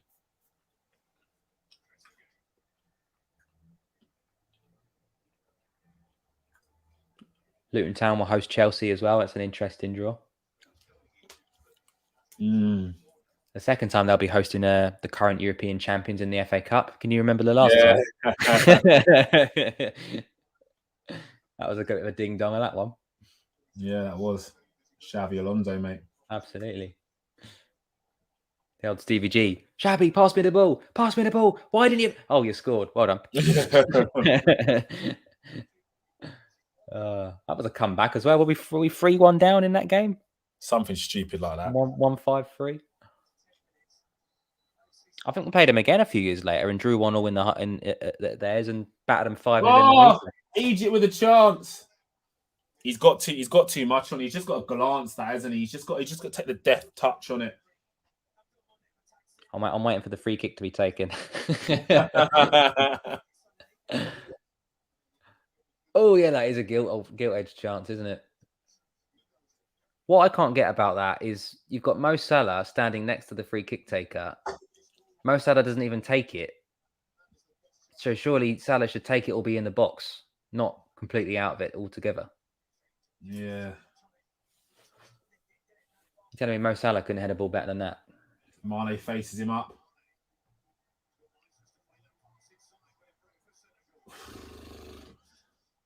Egypt are living dangerous, boy. Goes in again. It's going to start to get stretched, isn't it now? Yeah. Yeah. Anywhere will do for Egypt. Yeah, they are starting to get a bit desperate now. Scrambling around at the back. If Senegal don't get something out of this, they will kick themselves. Yeah, big time. I'll tell you what I'm not a fan of. This double whammy advertising boards. This is annoying me. There's too much going on.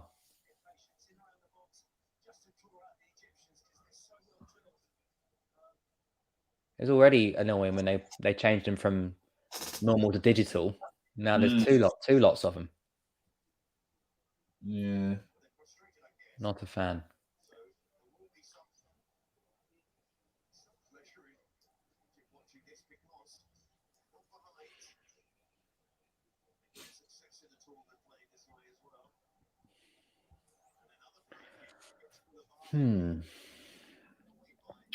Where will the trophy be going? North or West Africa? Cool. Look, he's an absolute animal. Look how he's got up.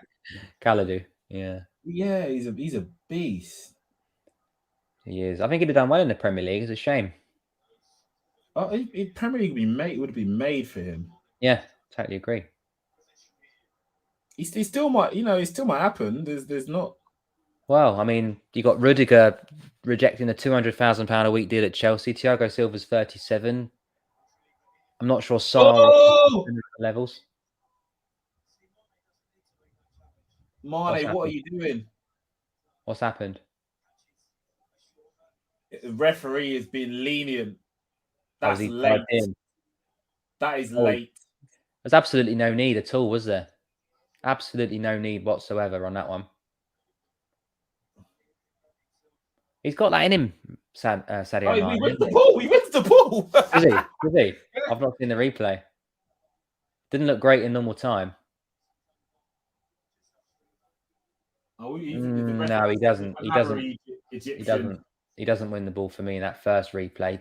Second replay, he gets a heel on it. Yes, he touches it, didn't he? That's what saved him. He also gets the Achilles completely of the Egyptian as well. It's not a great challenge in my opinion.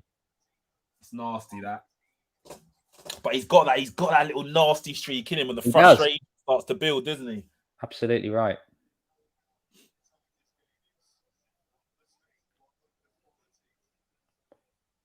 It is literally one mistake, isn't it? It is. It doesn't look like it's going to be a one goal win, doesn't it?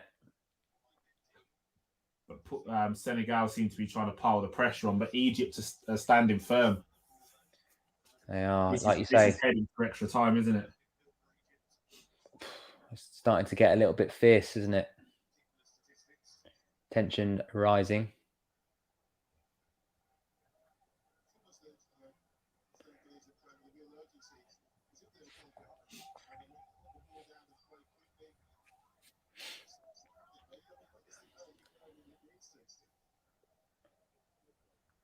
We had a bit of a local derby this morning. Kempston 3, Bedford Academy 2. Cracking game of football this morning. 1-0 down, 2-1 down, and won it. I'm glad you beat Bedford Football Academy. Yeah, it was a great result. Great performance from the lads. Yeah, we've beat their under 12s. I don't. Yeah, I know where you can remember that one. We lost today actually. Oh, did you? Yeah, first time in 10. Wow. Yeah, the cloak of invincibility has been removed. Oh, mate, it can happen to anybody. Mate. It was all, and that's what I said. It was always gonna happen. I was watching it over FaceTime because I was working today. Right. It was always gonna happen at some stage. Yeah. It's up! Goal!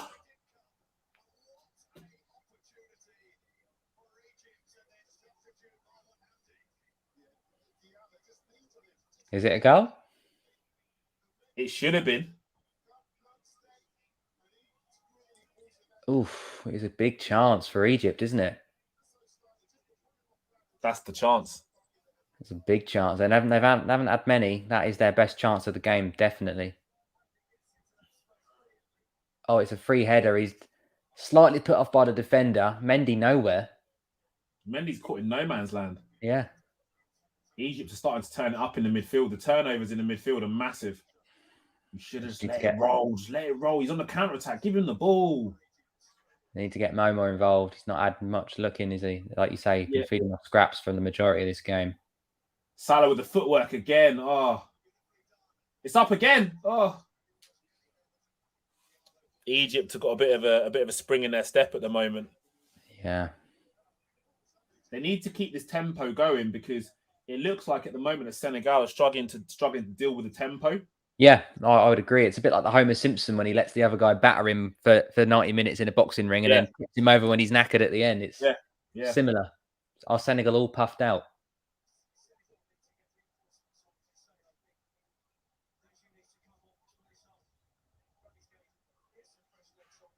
Corner ball to Egypt. I think they're going to score from this. It's definitely their best spell, isn't it, for quite some time in this game. Oh, they go near post. Well, Oh, Mane, Nenny. Will he look back at that penalty miss after just 7 minutes? Oh, and now Nenny fucks it up. Is he still at Arsenal? Yeah, he's about the only person that still is. Or is he on loan? No, he's still there.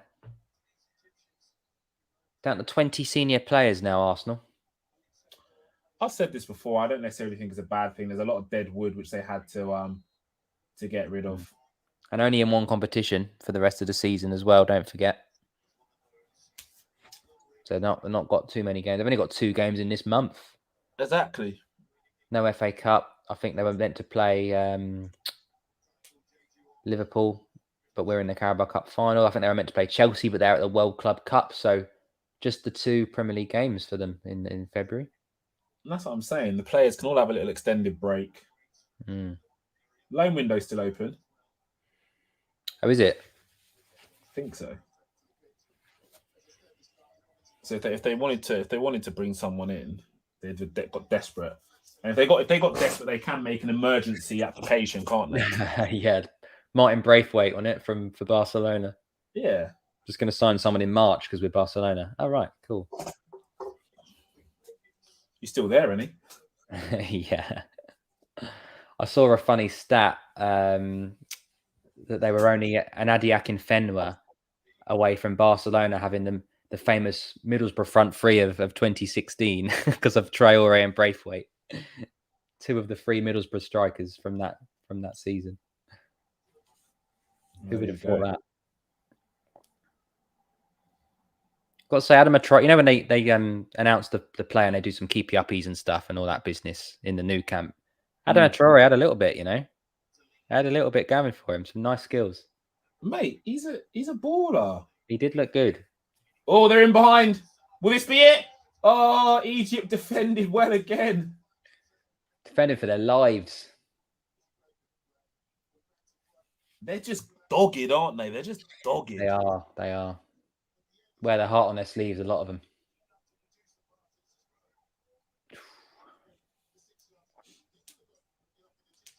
But I do. Well, Senegal have brought on some fresh legs, but I still think the pace of the game is slightly getting away from Senegal. But they seem like to be fair, they seem like they've upped the tempo again. They're in possession. Yeah, they were huffing and puffing, weren't they? But like you say, those subs. Oh, free kick on the edge of the box.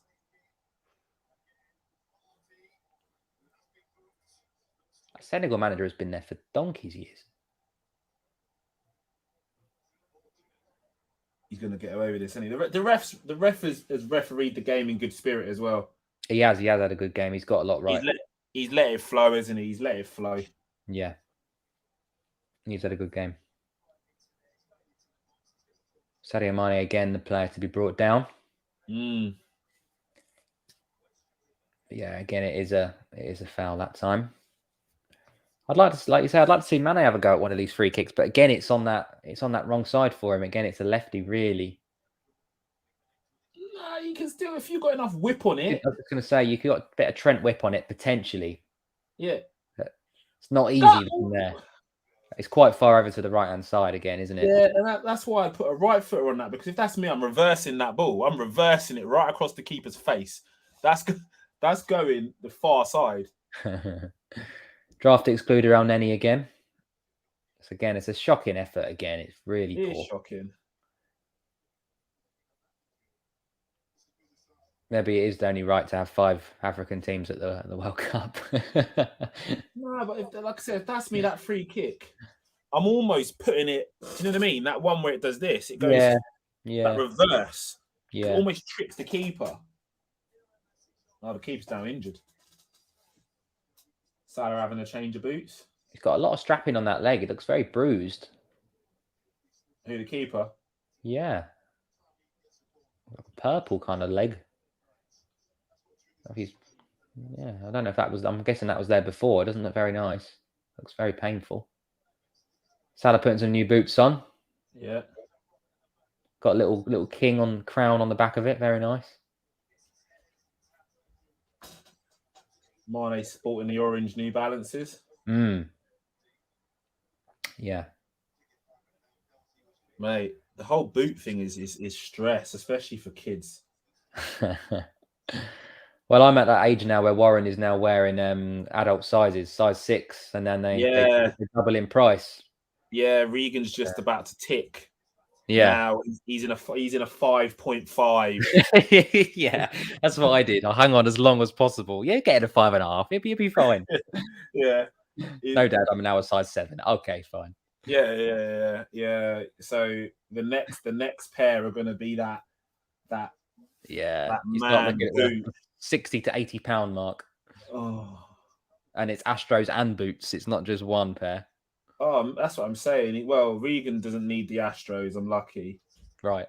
He's in molds and studs. Yeah. So I do end up copping too, but he's in molds and cool. That's at least that's something.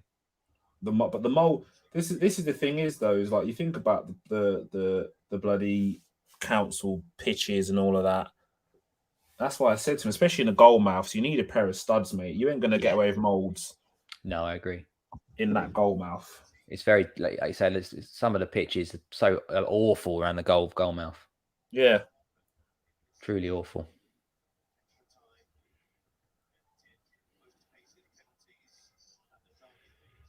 We had a big win Saturday though. Sharks 1-0 win. I gave it over Silverstone in the relegation 6-pointer. So we've gone from 9th out of 10 to 7th now when we've got the bottom 3 all to play. So so you was in a little rally battle? Yeah. Didn't know that. We were, but that's put us in a good place now with some favourable fixtures to come. Yeah. I think we should be all right. Should consolidate in Division 3 out of about 7 divisions, so not too bad. Yeah, it's not too bad. But God, I always think I can always imagine the standard down in those bottom of the dumps divisions. Yeah, Division 7. Yeah, there's going to be some little ballers in there though. To be fair, I think we're looking at signing a player from Division 4 right at the bottom of Division 4, and he's come along and he's fantastic. He'll be straight in to our first 11. There's some little ballers in there that are just tearing it up in those little divs. Absolutely right.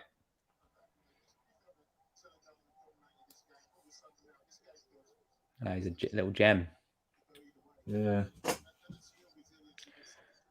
Approaching the business end, it feels like a goal now will be the winner. Yeah, Senegal have just upped the tempo. Getting a little bit worried. I mean, obviously half an hour of extra time to come, if not, but yeah, extra time always seems to go pretty quickly. A couple of 15 minutes and you're done. Will we see penalties decide the Afcon 2022? But again, you know what? Again, with Egypt, it's just punt it forward and just scraps for Mo Salah to feed off. Yeah, it really is.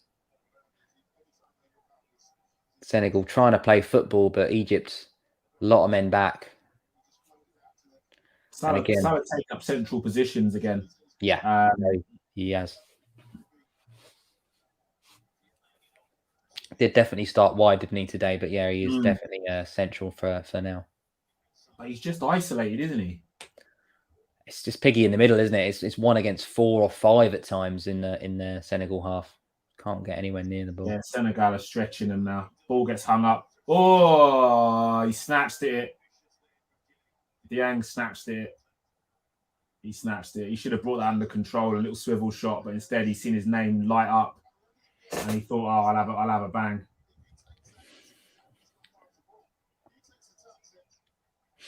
Yeah, the commentary saying the same thing. If he takes a touch, yeah, as you say, name up in lights.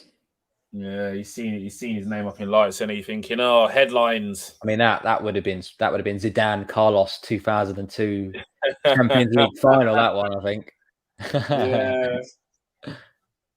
Unfortunately, young man, your first name is not Zinedine, and your surname is definitely not Zidane. No, not quite. I can assure you that. Not many people are.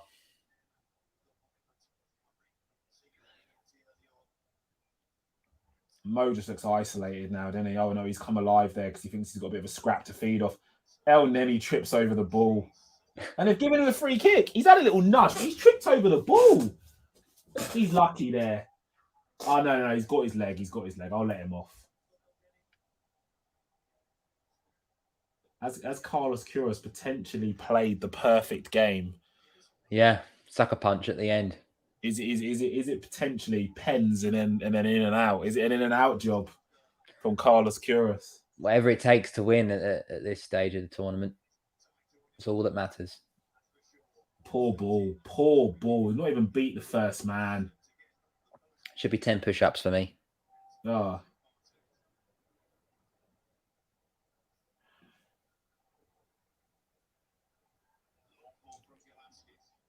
Again, scraps for Mo to feed off. They're trying to punt it in behind for Mo, but he just Koulibaly's eating everything. Again, it's been a poor game, isn't it? Really, there's not been enough quality on show for anyone to get a goal. There's been some chances for Senegal which have gone begging, but like you say, Egypt, other than that header from that free kick, have not created a thing, have they? Mo Salah, obviously, in the first half, yes, decent run. More than decent run and a decent shot at the end of it, but Mane's in behind. It's another bit of a stalemate again in this Afcon tournament, which we have seen a few of. Yeah.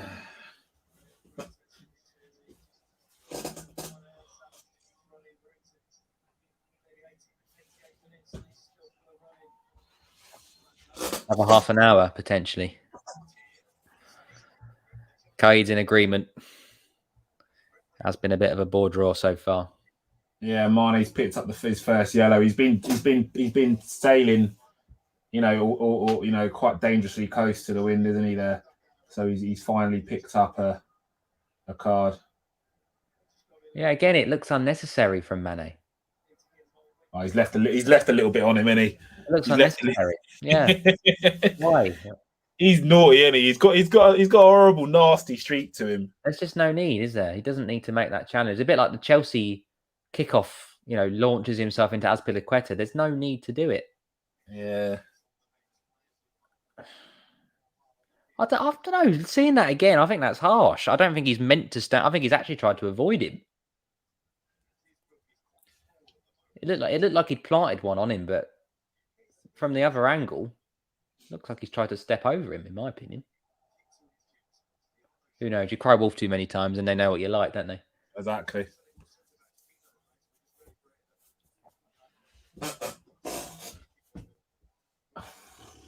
Egypt got another chance to maybe float one into the box. Yeah.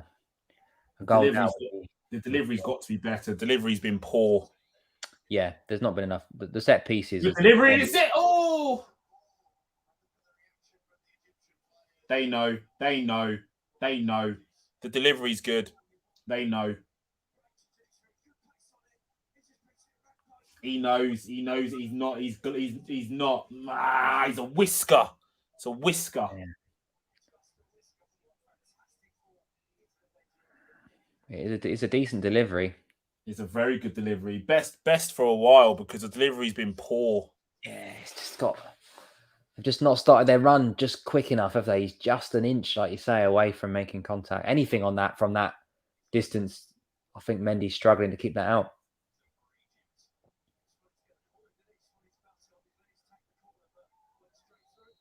Oh no.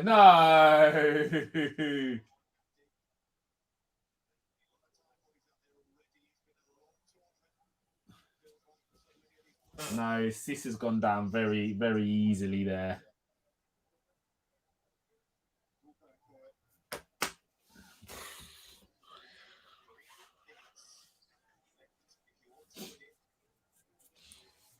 I agree with you, Kai. I think, yeah. But this is when the man pops up. I was going to say, he can be anonymous for 92 minutes, and in the 93rd, he can win you a game, can't he? Again, it's just hoof it football. Egypt are just doing a shithouse job, aren't they? They're just being total shithouses. I mean, their penalty record has been sensational. They've done brilliantly. Won 2 shootouts. I think they've scored every penalty. Or maybe it is a tactic then, because they are just being total shitasses. Yeah, Cameroon, Ivory Coast, both on the wrong end of the shootouts against Egypt so far. Will Senegal join them? Could you imagine? Yeah, I mean, God, like you say, that's a tactic and a half. If you do it 3 times, once, 50-50 luck, twice fair play, 3 times. I mean, like you say, that's too much of a coincidence, isn't it? Mm.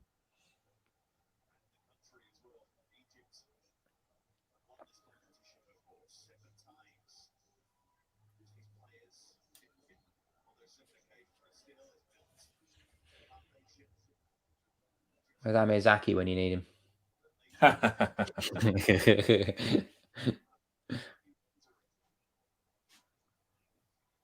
Into added time now.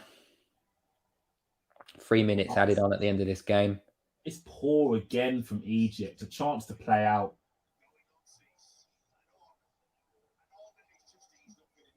Good defending from Egypt, but it's poor. It's poor initially from Egypt. They lose the ball, and they're on giving it away. But a good bit of defending from them there. But yeah, they do. They just body on the line, heart on the sleeve. Yeah, it is literally just shithouse football, isn't it? It's just it is just shithouse football. Big shout to Kaid as well. He's stuck with us through the whole game. Fair play to you, my friend. Yeah, there's no Although it is shithouse football, but yeah, it's always good having a little chat on a Sunday night.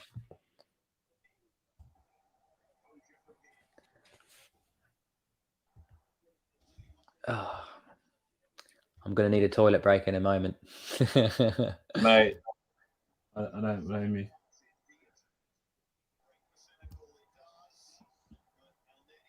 Might have to join you with the snack department. Oh, they're just lumping it forward. Do better. Come on. Yeah. And that's full time, and we're into added time. So the score's scrolling down on your screen at the moment. Senegal 0, Egypt 0 in the African Cup of Nations final. We're into extra time,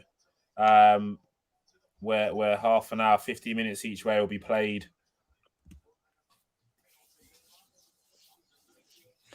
All right, hold the fort, mate. I'll be back in a moment. Don't worry, my man. I've got you. So really, it's just been shithouse football, really, from Egypt. They've been dogged, bodies on the line, but I think Mo has been sort of resorted to scraps, to be honest. But they're getting some fluid on board at the moment because they know they're going into the first 15 minutes of extra time. We'll be right back as soon as we go back to the game.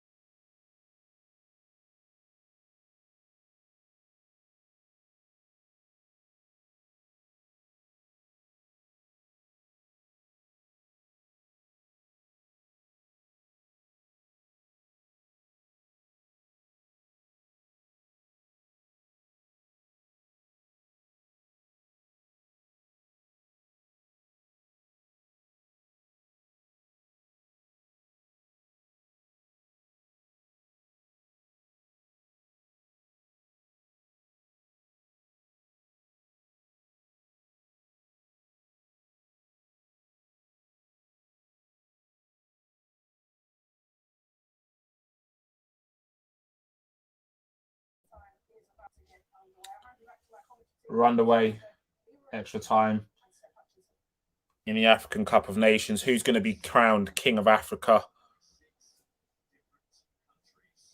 Who's kicking off first? I think Egypt kicking off first. Yeah, Egypt start. Are Egypt going to open up in this period of extra time?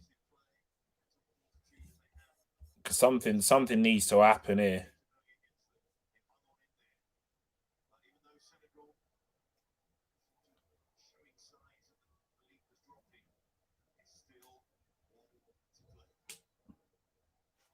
And we're underway.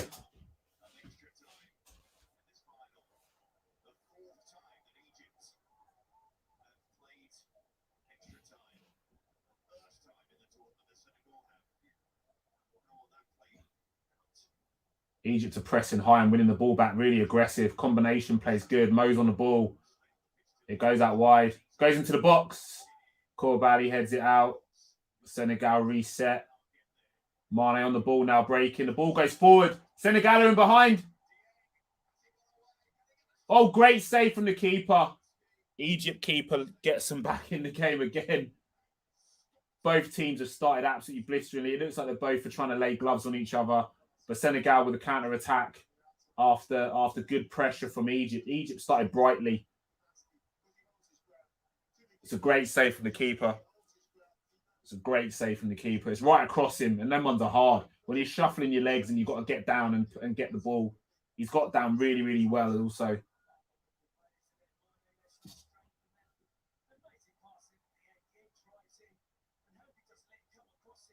Both teams exchanging blows at the start.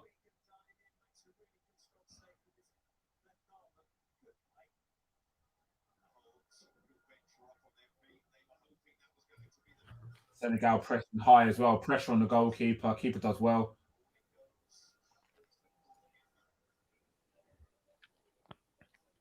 Egypt moving the ball quite quickly. Now looking to slow it down just to reset. Looks like a change of shape from Egypt. It's almost like they've got three. No, is it two up front? Maybe it'd be a front three they've gone to. They're pushing. Does look like it. Looks like Salah's back on the right hand side again. Yeah, they're pushing really high. It looks like they're trying to get the ball into the forwards and basically try and combine. Because they've been resorted to scraps. Yeah, they needed to change. If they're trying to win this game in extra time, they need to change something. Great defending. Yeah, it looks as though they've made a switch. I can't quite work out the formation, whether it's a front two or a front three, but something has changed because Salah looked incredibly isolated for large spells in this game. And like I said, just been resorted to scraps for the majority of the game. Senegal have been the better of the two sides, obviously creating more gilt-edged chances. Egypt give away the free kick. Quite a dangerous position here because, again, the ball can go in behind. Yeah, El Neni's trying to undress the Senegal player. So no wonder you're giving away a free kick. It's the fact that they put both hands on his back and then they have the right to argue. Yeah, he's trying to undress him. It's a dangerous position here. with Senegal basically committing everybody. Ball goes in. Senegal don't want this to go to penalties, do they? They want to win this. Poor again. Senegal with the delivery has just been poor. Yeah, you know, I can't think of a Senegalese free kick that's remotely troubled that Egyptian back four. It's really not good enough at all. I mean, surely Sadio Mane could be whipping some of these in. I know you want them on the end of them as well, but no point being on the end of them if they're not going to be arriving.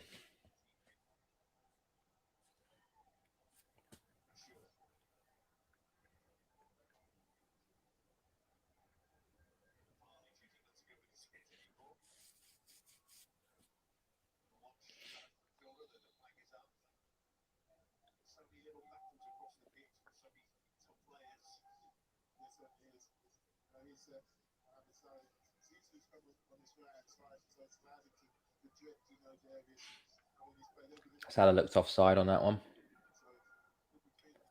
And he is.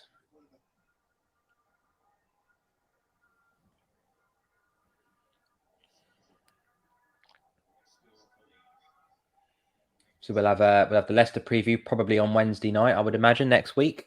Fab Four. Yeah. Well, anything will be more interesting right now than this poor display from Senegal. Yeah, it has been a letdown of a game. I'll be honest, it has been a bit of a letdown, but has to be a winner. There has to be drama at some point, if that's a penalty shootout or something in extra time. I was watching Husam and his watch along the other day. That was very good. Yeah. Big shout out to Husam as well, doing some really, really positive stuff on his channel and also on his Twitter Spaces, Football Wars as well. Yeah, he's a top guy. We need to get him on the channel. I can never pin him down. He's a wanted man. Yeah, I can never. It's not for the want of trying, but I can never pin him down to a point where we're available and that he's available. I don't think he's based in the UK, so it might be difficult with the time zones potentially. I'm not sure. No, he's not. No, I do like his stuff. Liverpool shirt there in the Egypt crowd. Yeah, and that's a testament, obviously, to Mo Salah, because he would have converted. Yeah, a wealth of fans. Yeah, in that part of Africa, and Sadio Mane as well converted a wealth of fans in that. And they're legacy fans as well, aren't they? They're not gonna, you wouldn't hope. You hope Salah won't go on and play for another top club. So when he does hang up his boots, those families remain Liverpool fans. I agree.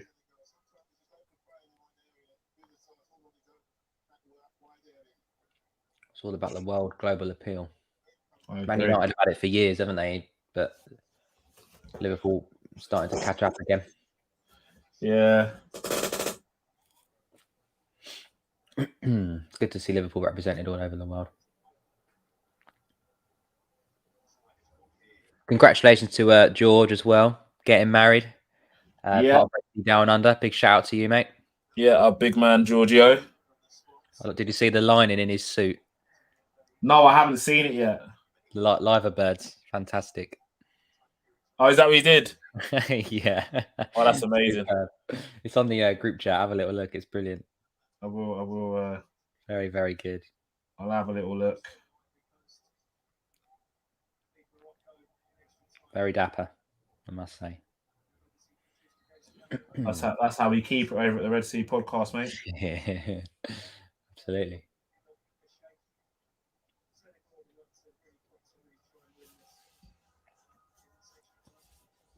It's gone very flat from Egypt again, I have to say.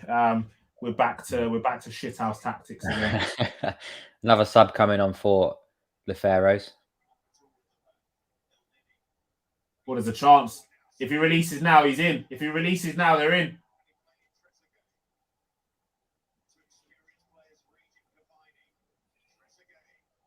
Trezeguet looks to beat the man. It's fizzling out, isn't it? They're all over him now. Yeah, he's going down the cul-de-sac there. No, he managed to get the ball out. It was a good chance on the counter-attack, wasn't it? It was. It was just very slow, wasn't it? It was very slow. The ball wasn't released quick enough.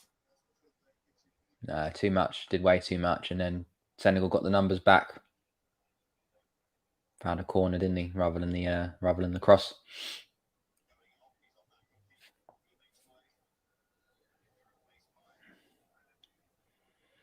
Smelling like pens, I'll be honest. It is smelling like penners, isn't it? Reeking of penners. It is. Ooda the penalty. Ooda pen. Ooda pen. Love that. Yeah. Ooda the penalty. Yves Saint Le Pen. Yeah. Oh, they're in! Egypt! Oh, it's timid again. Yeah, Yves Saint the penalty. Brought to you by Olivier Giroud as the model. New sponsors at the Red Sea podcast. Who did the penalty? Brilliant. Uh... Goodness me. Oh, if you just turned on, you could have skipped the first 2 hours of this stream, and you would have still been at the same point. All in. Oh! What a save! What a save! What a save! What a save! The Egyptian goalkeeper. Yeah, He does not get man of the match. Been phenomenal. Arguably player of the tournament. Player of the tournament as well. Yeah, he's been phenomenal. The pressure's still on though from Senegal. Ball's gonna come into the box. They're gonna chuck everything, including the kitchen sink. Yeah, they don't. Go! They don't want us to go to pens. They don't. Yeah, because they know. Because Egypt, like I said, are just a shit house. Yeah, they do not want this to go to penalties. Kylie joining the joke. What's he got? Pen by Fernandez. Fernandez, Mark Jacobs style. Pen by Fernandez. Brilliant. Oh god. We're wrapping up that's a good one to do for the rest of this game now. Try and think of some football colognes. Yeah, football aftershaves. But Brilliant. Listen, regardless, who did the penalty wins? Yeah, it does. That was good. It is stinking like Penners, it is. Yeah. Anyone in the comments? Living dangerously, aren't they? Again, why are the Egyptian players trying to undress him? Leave his fucking clothes on, because you're gonna get a card.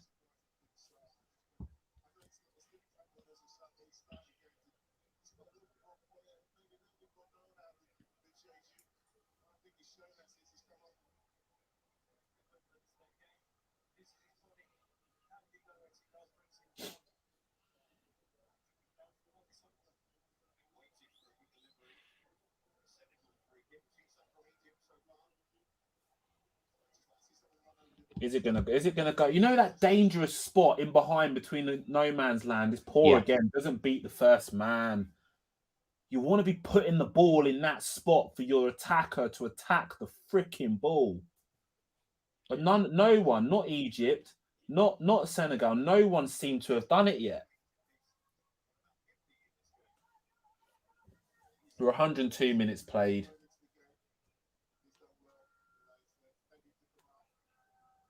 There's 3 minutes left of extra time. And no team looks like they're likely to go on and lift this. I think it's either going to be penalties or it's going to be a mistake. It's going to be a mistake that happens. Someone's going to make a terrible mistake, or it's going to be penalties, because right now nobody wants it. No, it just needs that little bit of quality, and it's just been lacking, isn't it? I agree. As you said, Mo Salah's been a very isolated figure for the entire game, really. He did that one run, didn't he, in the first half? Created his own opportunity, but he's not really been given anything other than peanuts, has he, after that? Yeah, I agree. It's just been scraps, isn't it? Yeah, it really has been.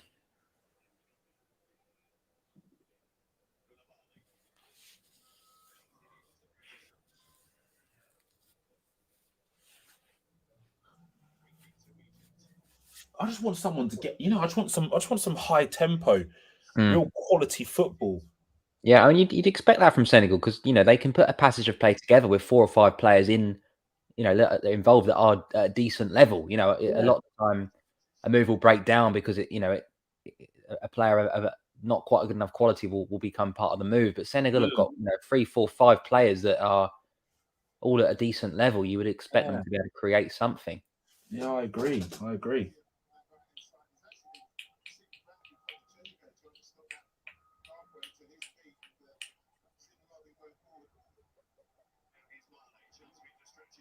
Petition to go straight to pens, no extra time. Whatever happens in extra time. Apart from Atletico Madrid.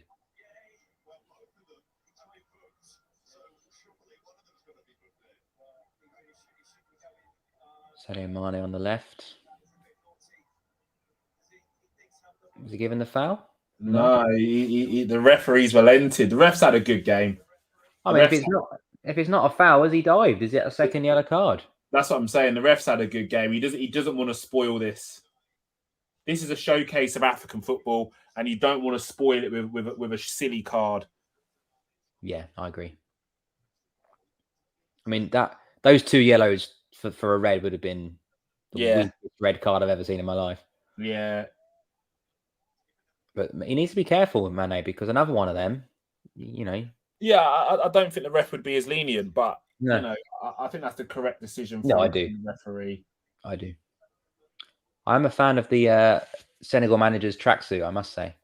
Looks It very does look cozy. pretty cool, doesn't it? It's very cool. Very cozy. I am a fan. So let's discuss touchline swagger. Manager to manager. Yeah, I'm a like for me on a coaching day, I'm a full club man kind of attire. Yeah. I'm normally in a half zip and a gilet now. Oh, okay, nice. Yeah, in a hooded gilet with a James Sherwood.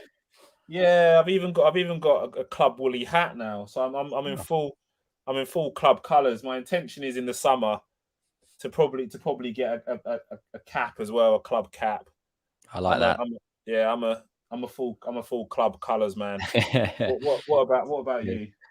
Yeah, so obviously because it's winter at the moment, I've got my Liverpool beanie, I've got my long Nike windbreaker coat, so I'm very much wrapped up in black at the moment. But when the weather gets nicer, I'm with you. I've got a polo with my initials on. I've got the half zip with the initials and the club badge as well. So I'm very much the same as you. Yeah. But I hibernate for the winter periods. But even though from a big jacket perspective, I've got a big long jacket all clubbed up. Oh, that's cool.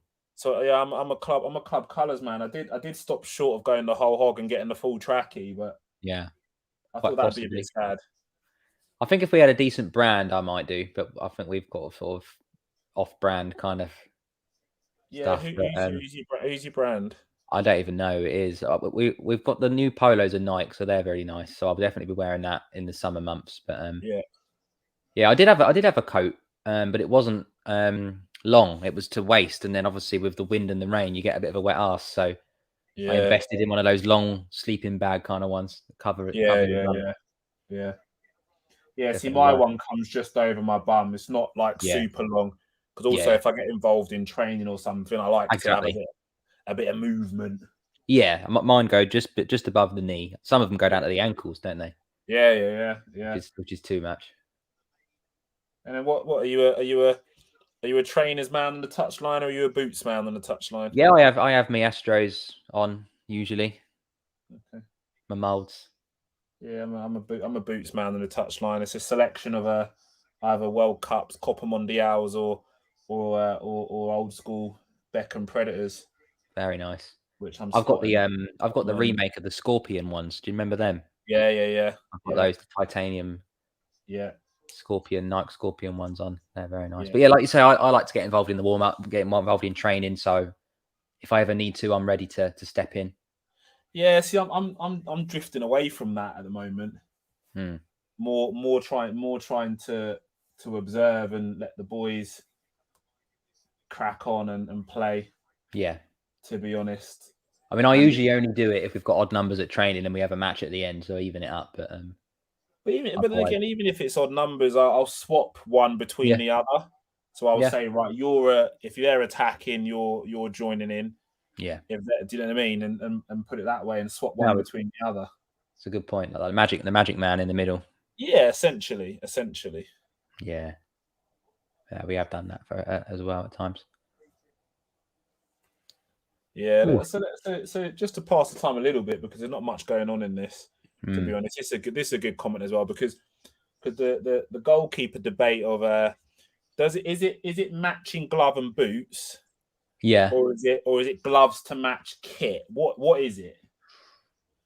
It's a good point. I think it's a bit of both, because if you've got a red kit, you can't go for like something like orange or something, can you, without it showing up a little bit. It's got to match both, in my opinion. Well, the shots currently on the Egypt goalkeeper. He's wearing the Adidas Predator gloves with the orange Yeah, palm. there's not too much orange, but it's fine because he's got Yeah, yellow and kit, he's got a yellow white kit. gloves. It looks nice. What colour boots is he in? Is he in Can't white see in a boots? minute. It's a bit zoomed in. I think he is. Yeah. So he's done what you said. He's matched Yeah. them up. Yeah, it's got to be glove and boot combo for me personally. Yeah. I think Otherwise, there's too many colours going on. Otherwise. yeah, the glove and boot has to match. Yeah. It has to match. Yeah. Or I if agree. if you're wearing if you're a black boots kind of man, Yeah. then Black really glove. the gloves then got to match the kit. Because they started to do the black palms as well, haven't they? Because it used to be Yeah. black gloves with white palms, and now it's like Courtois. I think that was the first that I remember seeing with the all Yeah, black glove, which was quite black cool. palms Quite and all slick. black gloves. Yeah. Yeah. Looks good. So obviously being the father of a goalkeeper, Yes.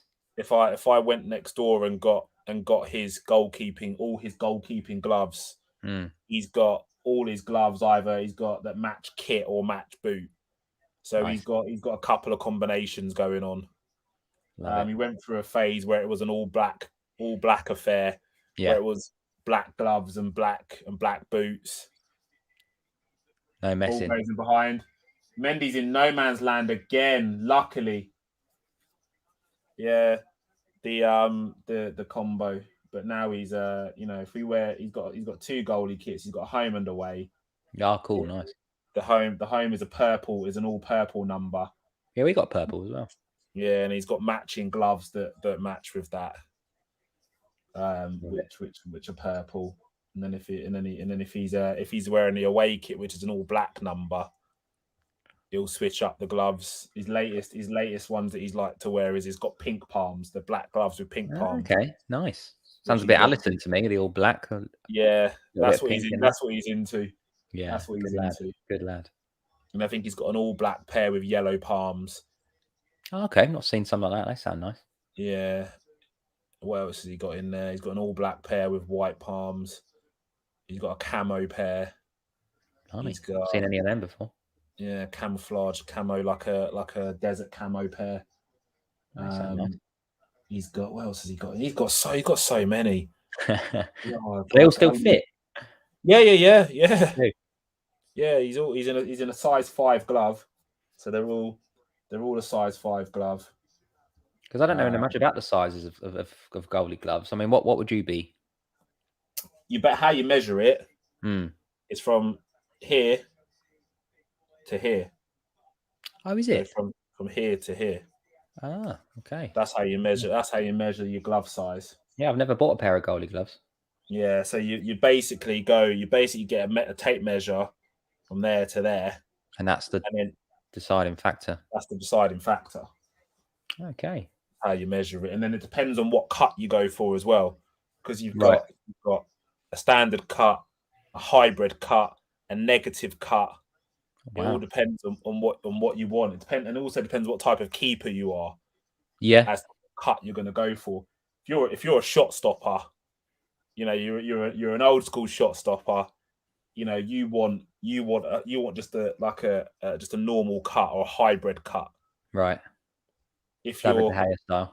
Yeah. If you're a bit more of a goalkeeper that catch and holds, you're going to want a negative cut. Slightly different. Yeah, because negative is very thin. So you want to feel the ball a little bit more. Yeah, negative. You don't need the extra layers of shot stop sting. That's it. Negative cut is close fingertip to the ball. I got you. There's a lot of keepers now that prefer the thinner gloves. I can imagine that would be getting more popular as goalkeepers are becoming more involved with the play, not just to keep the ball out of the net. Yeah. And then there's a different ventilation you can get on them, mate. It's an absolute minefield. Yeah, I wouldn't have a bloody clue, mate. I'm glad I know you. If I ever need some, I know who I'm asking for advice. Yeah, and then obviously the finger safe technology still exists. Yeah. So it doesn't bend back the other way. But finger safe technology is starting to become redundant in gloves because goalkeepers want that closer contact with the glove. But again, if you're a shot stopper, you're going to want the finger safe technology. It's interesting, like you say. a little bit like boots, isn't it? If you're a big tough tackler or you're a speedy winger, there's options of different styles of boots. So why would there not be with gloves? Yeah, I agree. I mean, with the whole, I was having a conversation with the boot thing with the boy. Everything's Egypt on the break. Again, it's just scraps. Oh, he's running him down. Is that Salah? Yeah. It's just resorting to scraps again, but he's forced to throw in. 112 minutes played. But yeah, with the whole boot thing, it's either sock boots, isn't it? Yeah, that's crept in, isn't it? Yeah, it's not really designed for the man of the wider foot. No, like I would like imagine you're myself. in that category, are you? So for me, like I said, I have to either go coppers or World Cups. Yeah, Doesn't beat the widest boot you can get. Yeah. So what size are you? 9. Oh, okay, same size as me. Yeah. I've got big feet for a little guy. I was gonna say clown foot. I'm only 5'7". Yeah, I was gonna say, fucking hell. But yeah, it's the whole boot things. Like I said, it's a classic pair of Copa Mundials for me. That's the only thing. Copa Mundials, World Cups, crazers. It's a good. I mean, Total 90s. I was in love with Total 90s for a little while. Total 90s, yeah, Total 90s. Tiempos, night Tiempos, yeah. Classic Ronaldinho styles. Yeah, they're the only things that I can really get my feet into. The classic, the old school Predators, the Beckham Predators. They're an old school boot, so they're a wider fit as well. Yeah, I managed to pick up a pair of those. They were sort of DS. They were used, so to speak, but they're not worn.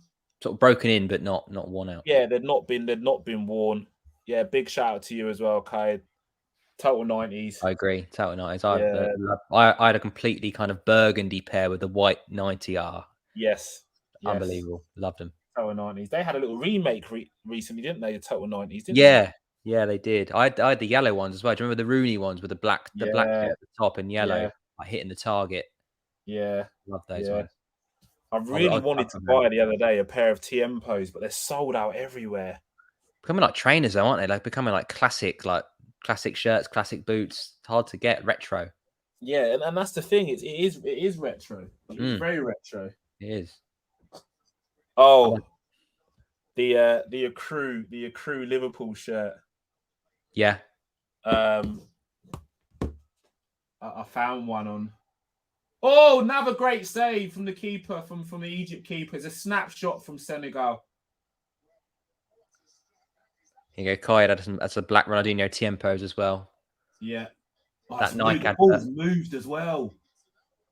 He's almost dived in. He's almost dived like past it, and because the ball swerves and moves, he's got his elbow up, and he's another good save though. It's another great save.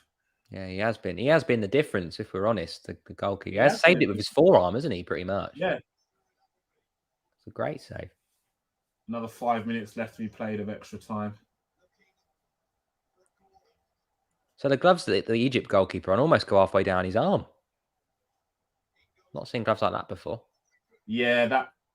Get up. Egypt on the counter attack. It's in Portugal because of Carlos Queiroz. Yeah. Egypt on the counter attack.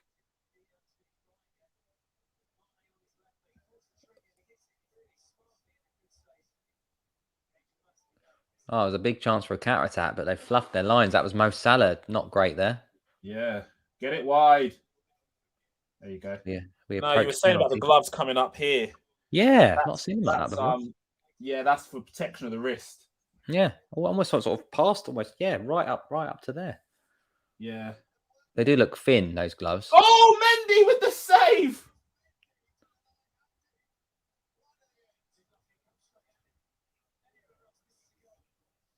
Yeah, it's Mo Salah. Has it reached? Oh, look at his dive! And the ref's not booked him either. The ref has had a good game. Yeah, he has. Like I said, this is an advert for African football. You know, you don't want to be spoiled by a cynical yellow or red card. Oh, it's such a bad dive, though, isn't it? Oh, it's horrendous. Shocking. Egypt with the corner. Can they punish Senegal for not? Could you live with yourself if you won it on that? And you Oh, got Mendy spilt it. Another corner. Mendy spilt it. The Senegal goal is under siege. Yeah, you're leaving it late. Yeah, it's not convincing, is it, from Mendy at all?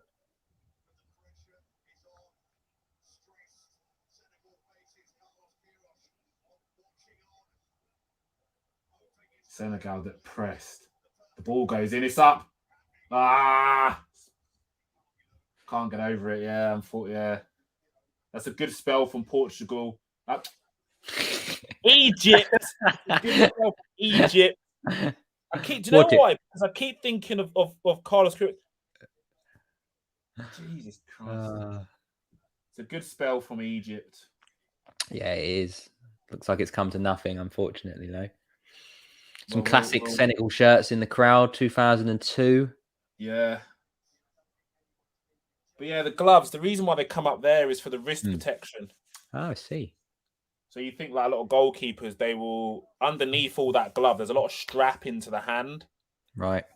They'll wrap the hand quite, and then around the palm and all of that. And then, almost like putting a boxing glove on. It's very similar, and then wrap it up to here as well. The glove covers quite a lot of that wrapping. Yeah.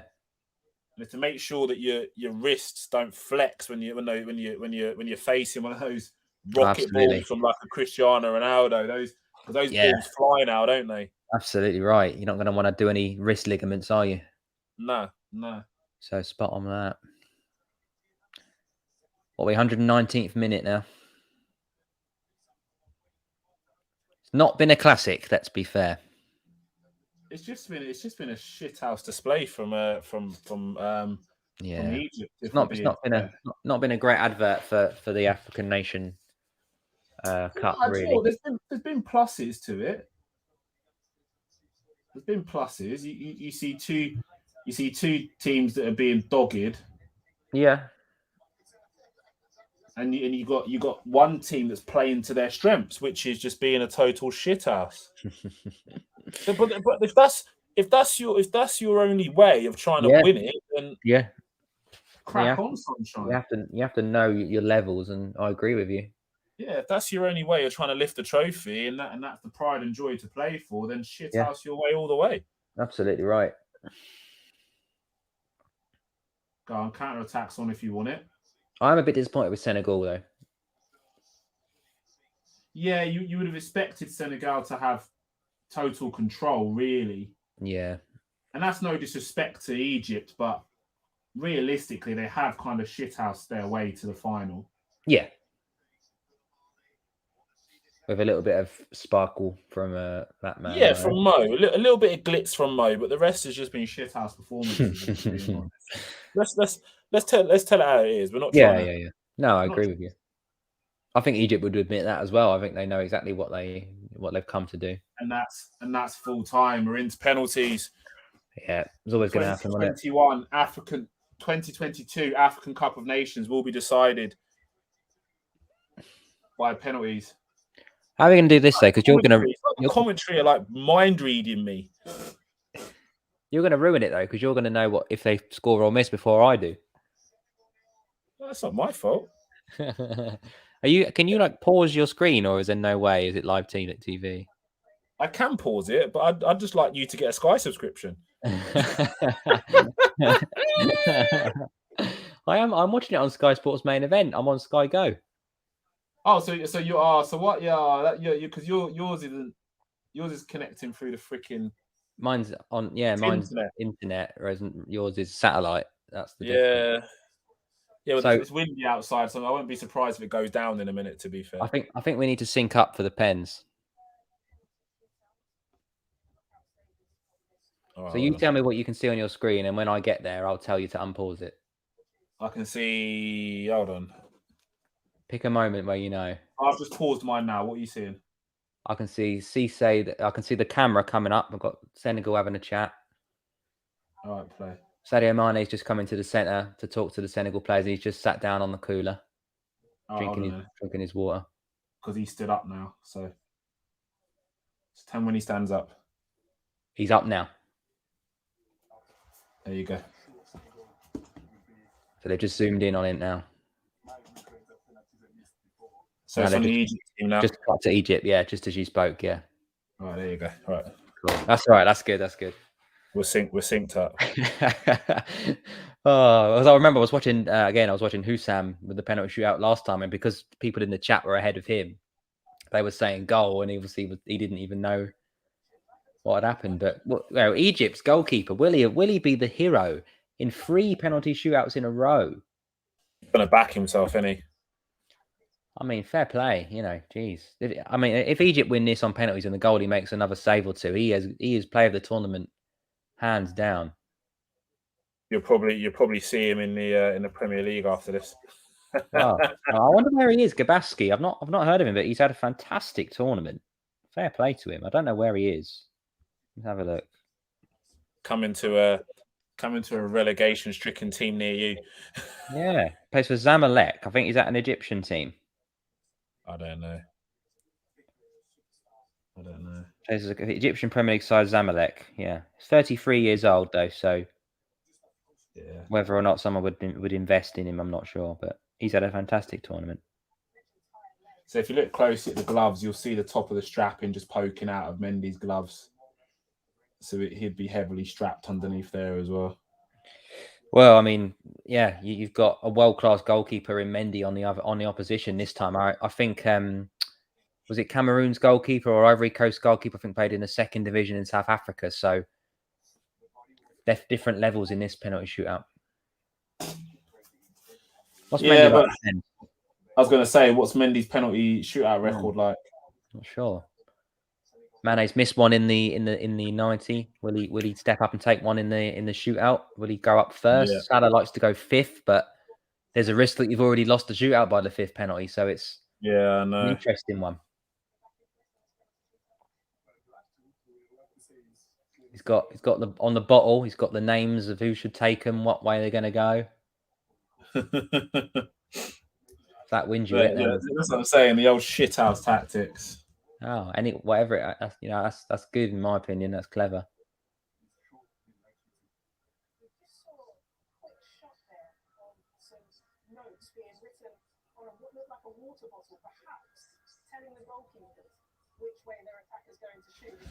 But do you know what? So let's discuss this, right? Because I had this conversation with my boy.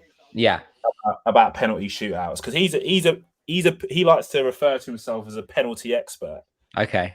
Because his success in penalty shootouts is very, very high. Love that. But what he tends to do is he'll basically take as much time as he can to get to the line, to the point where the ref's going, "Come on, hurry up, come on," and he's going, "No, I'm not ready yet." Yeah. Then he'll bang his feet on the post, and then he's doing the whole banging of the bar, and then he's doing the whole charging up and down the line. Yeah. The shithouse talking. He'll do all of that, and then he'll look in. He's like, "Dad, I'll do all of that," and then I'll look him dead in his eyes, and then I'll tell him where he's gonna put it, and then he'll go, and then he'll go the other way, and it 9 times out of 10 it works. It's total mind game. He's turning around and telling him, "Go on, I want you to put it there. And they go the other way.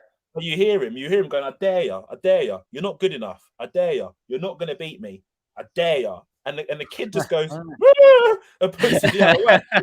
Mom. Yeah, it's a big save from him, and then he jumps up and he just literally pumps the air every time. That's clever, that is. I like that tactic. It is very clever. It's very clever because it's just total shithouse behaviour. And a goalkeeper which I enjoy watching do it is Martinez at Aston Villa. That's a good shout. It's total shithouse behaviour. Mm. And this is what I'm thinking. Are we going to see any of these boys do it today?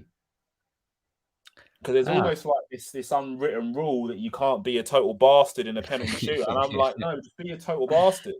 Do what Jamie Carragher said to Jerzy Dudek. Just do everything and anything you can think of. Put them off. This is a battle. It's not necessarily a battle of skill. It's a battle of will. I agree with that.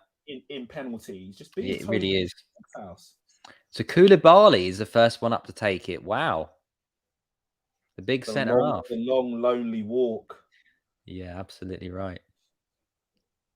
You know what I say? I bring back American. I say bring back American style penalties. The dribble up. Oh right, yeah. Or like ice hockey, Yeah, halfway line, running with the ball. Can you yeah. score? Which were good fun. Many a time watching Casey Keller Oh blimey, in the MLS. yeah. Here He's we looking for go. the valve on the ball, and because he's looking to smash this one home. You would expect a centre back to have that tactic, yeah. Captain of Senegal. He must have a bit of finesse, no? You would expect so. If he's been linked with 80, 90 million pound moves, you would expect him to have a little bit about him, wouldn't you? Here we go. Oh, the keeper nearly gets there. Just sneaks it in. Goldie goes the right way. Just enough on it to see it through. Goes to the goalkeeper's right. Nearly the perfect start again for the Egypt keeper, but Mo Salah very stressed at the moment.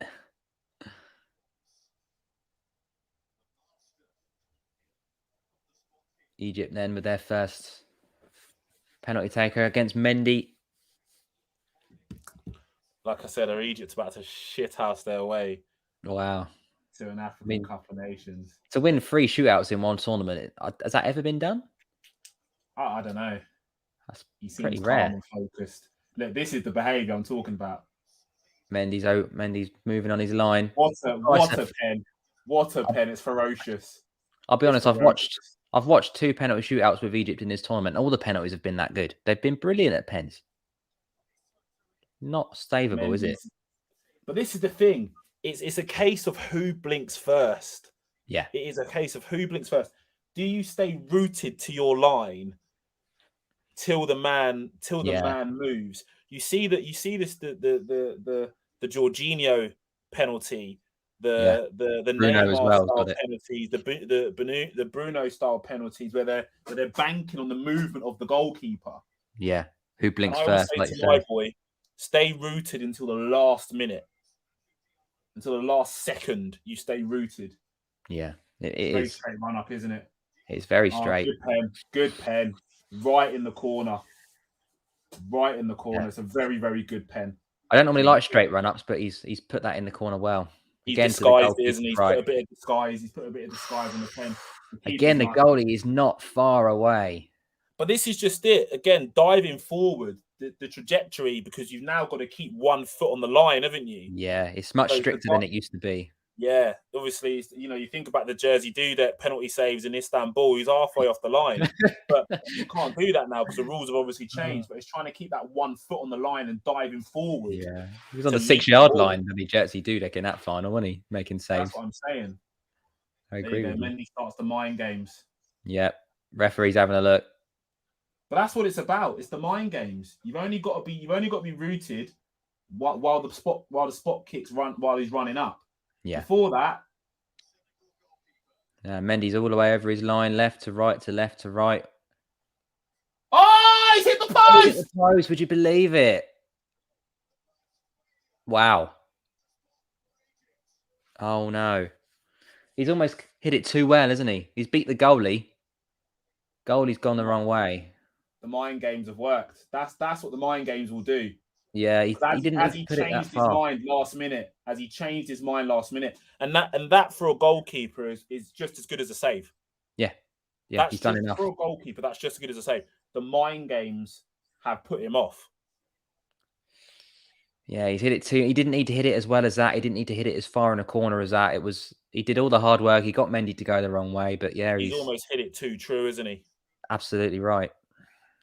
Sadio Mane's pacing because he can't even stand with the rest of his team. He's so nervous. No. So can Senegal capitalise on that miss from Egypt? He saved it! He saved! The Egypt goalkeeper, the hero once again. Wow. Curious is celebrating it. Save for save. What a save. Nice close-up of the gloves as well. Yeah, can you see the strapping? Absolutely, yeah. It's not as high as you think it is. He looked at the bottle in his towel and he's guessed right. Oof. Pressure. He's hit it with some.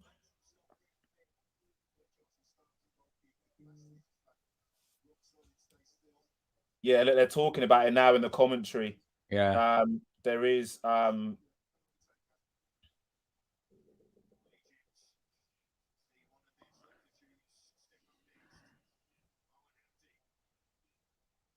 Again, Mendy doing his tricks. Can Egypt find the net this time? It's a slow run up. What a pen. That was the eye. That was the blink first, that one, wasn't it? You waited for the goalie to make his mind up with that one. Yeah.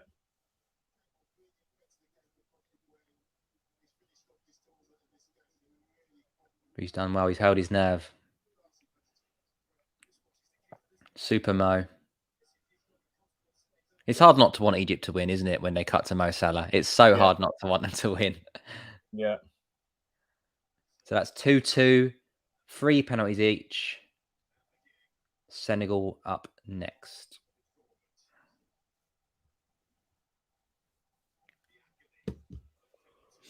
Whew. Right. Is the Egyptian goalkeeper gonna peg back? Oh, there's a dip in that penalty spot, and they're trying to get it right, aren't they? There is. Oh, there's a dip in that penalty spot. Yeah. That's gonna put him off. He looks nervous. The kid looks nervous. It's very straight. There's no telegraph on the run. He's gonna miss it. Oh, it's a great pen. Fantastic penalty. A fantastic pen. Corner. He's put it top bins, isn't he? Yeah, it's very good. And assured. Big pressure pen as well, that one. That is a big pressure pen. It's that little, do you see that little hop and a skip there? Yeah, that was nice. And what that does is it's gonna make the goalkeeper react. Yeah, it's like that Ronaldo-esque little skip before he makes contact with the ball. Yeah, definitely. Mendy playing the mind games again. He's in his face. Look. Egypt under pressure. If they miss this, Mo Salah potentially might not even take a penalty. But this is what I'm saying. This is the mind games that I'm talking about. Imagine if Mo Salah doesn't even get to take a pen. It's another very straight run. It is very straight. Save. Oh, it's a shocking penalty. It's a shocker. Mendy makes the save. It's a very straight run up. No telegraph on the run at all. No nothing. As a goalkeeper, you read them ones. Look at it. It's readable. So poor. Yeah, it's an awful. You read them ones. It's readable. Awful it's pen. Readable. So if Senegal score, Mo Salah will not be involved in the penalty shootout. The risk of going fifth, hero or zero.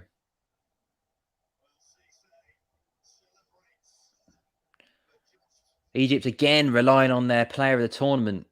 Mane steps up.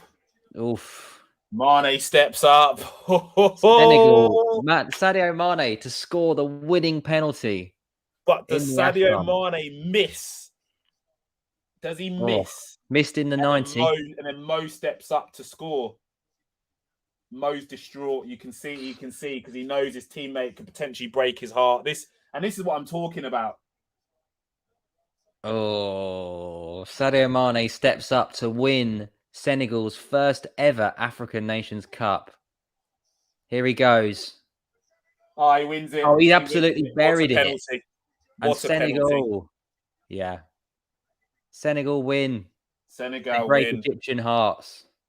And Sadio Mane is crowned the king of Egypt, of Africa. Absolutely. There he is.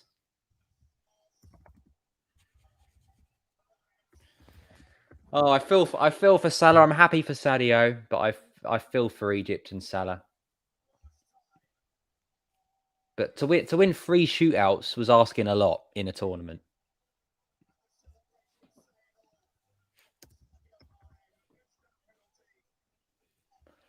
Oh, Egypt are distraught, but I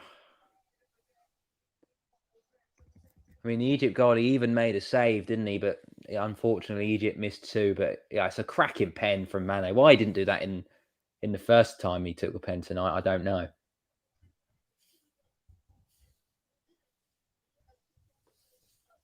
And that is it. Senegal win their first ever Afcon. He's cemented his place in African history now. Absolutely. Mendy as well, a couple of, one save. I know they hit the post on the other one, but some, that's why with Mo Salah going fifth, you'd put a house on Salah scoring a pen, but he doesn't even get to take one. Yeah. Is that a mistake? Well, we saw the same thing happen to Ronaldo, didn't we?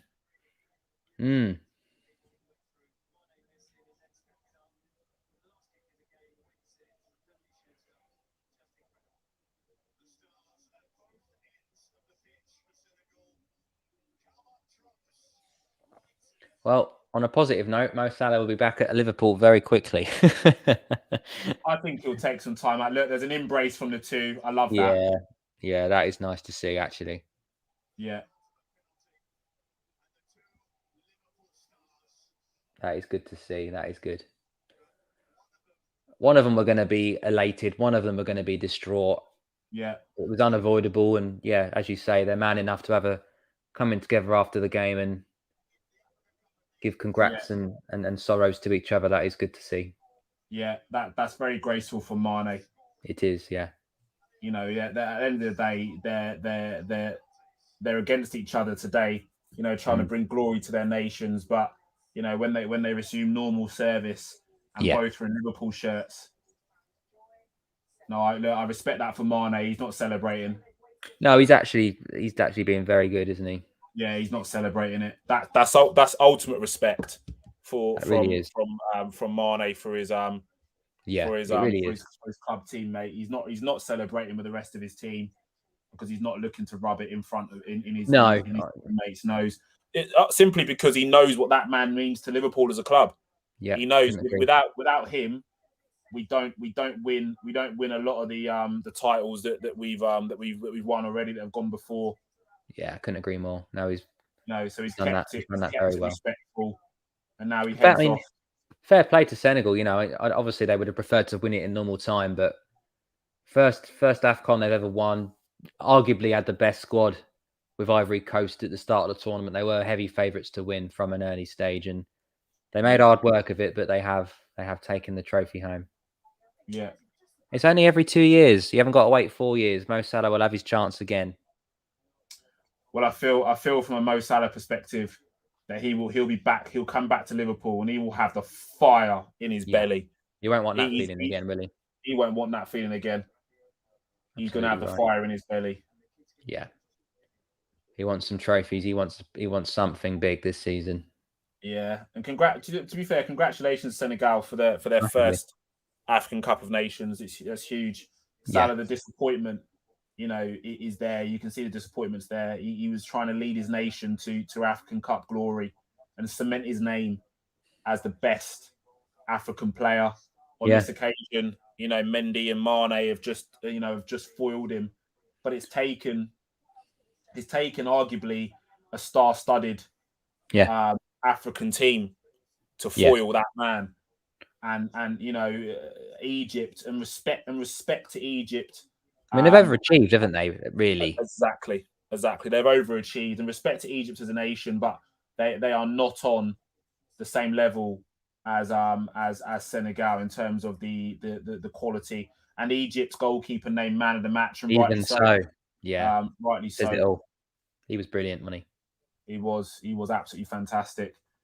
He was superb. Just he even made a save. If you think as a goalkeeper, if you make a save in a shootout, you'd expect your team to at least go to sudden death, but to miss 2 of 5 is poor, and it's a surprise because they beat Ivory Coast and Cameroon on penalties, and they were good. They scored 5 out of 5, and sometimes your luck just runs out, doesn't it? You can't. How long can you continue?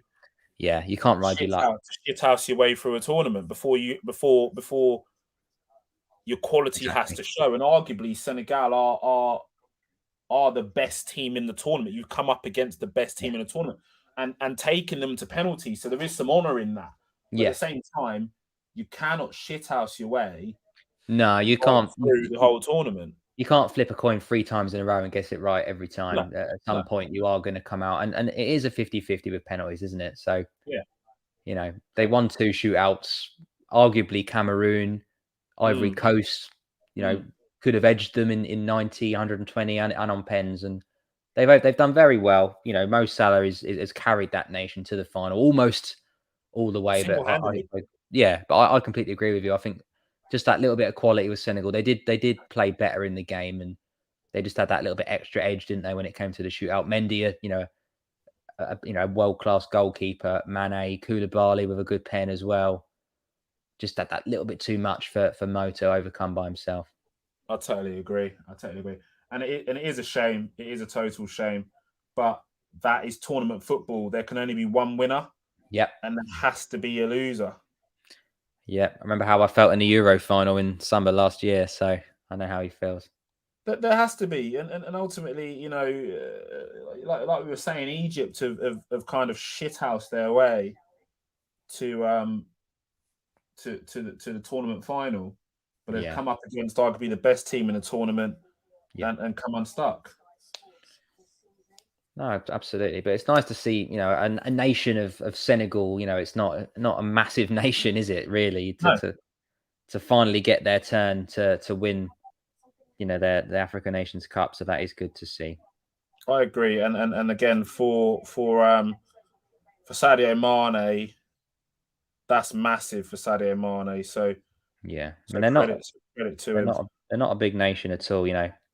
On the west coast of Africa, they're not a big country at all. So to win best African team, the likes of Algeria started in this tournament, Nigeria, Cameroon, big footballing nations of the past, and Egypt, of course, with a fantastic record in this tournament. So no, it's very well done to them.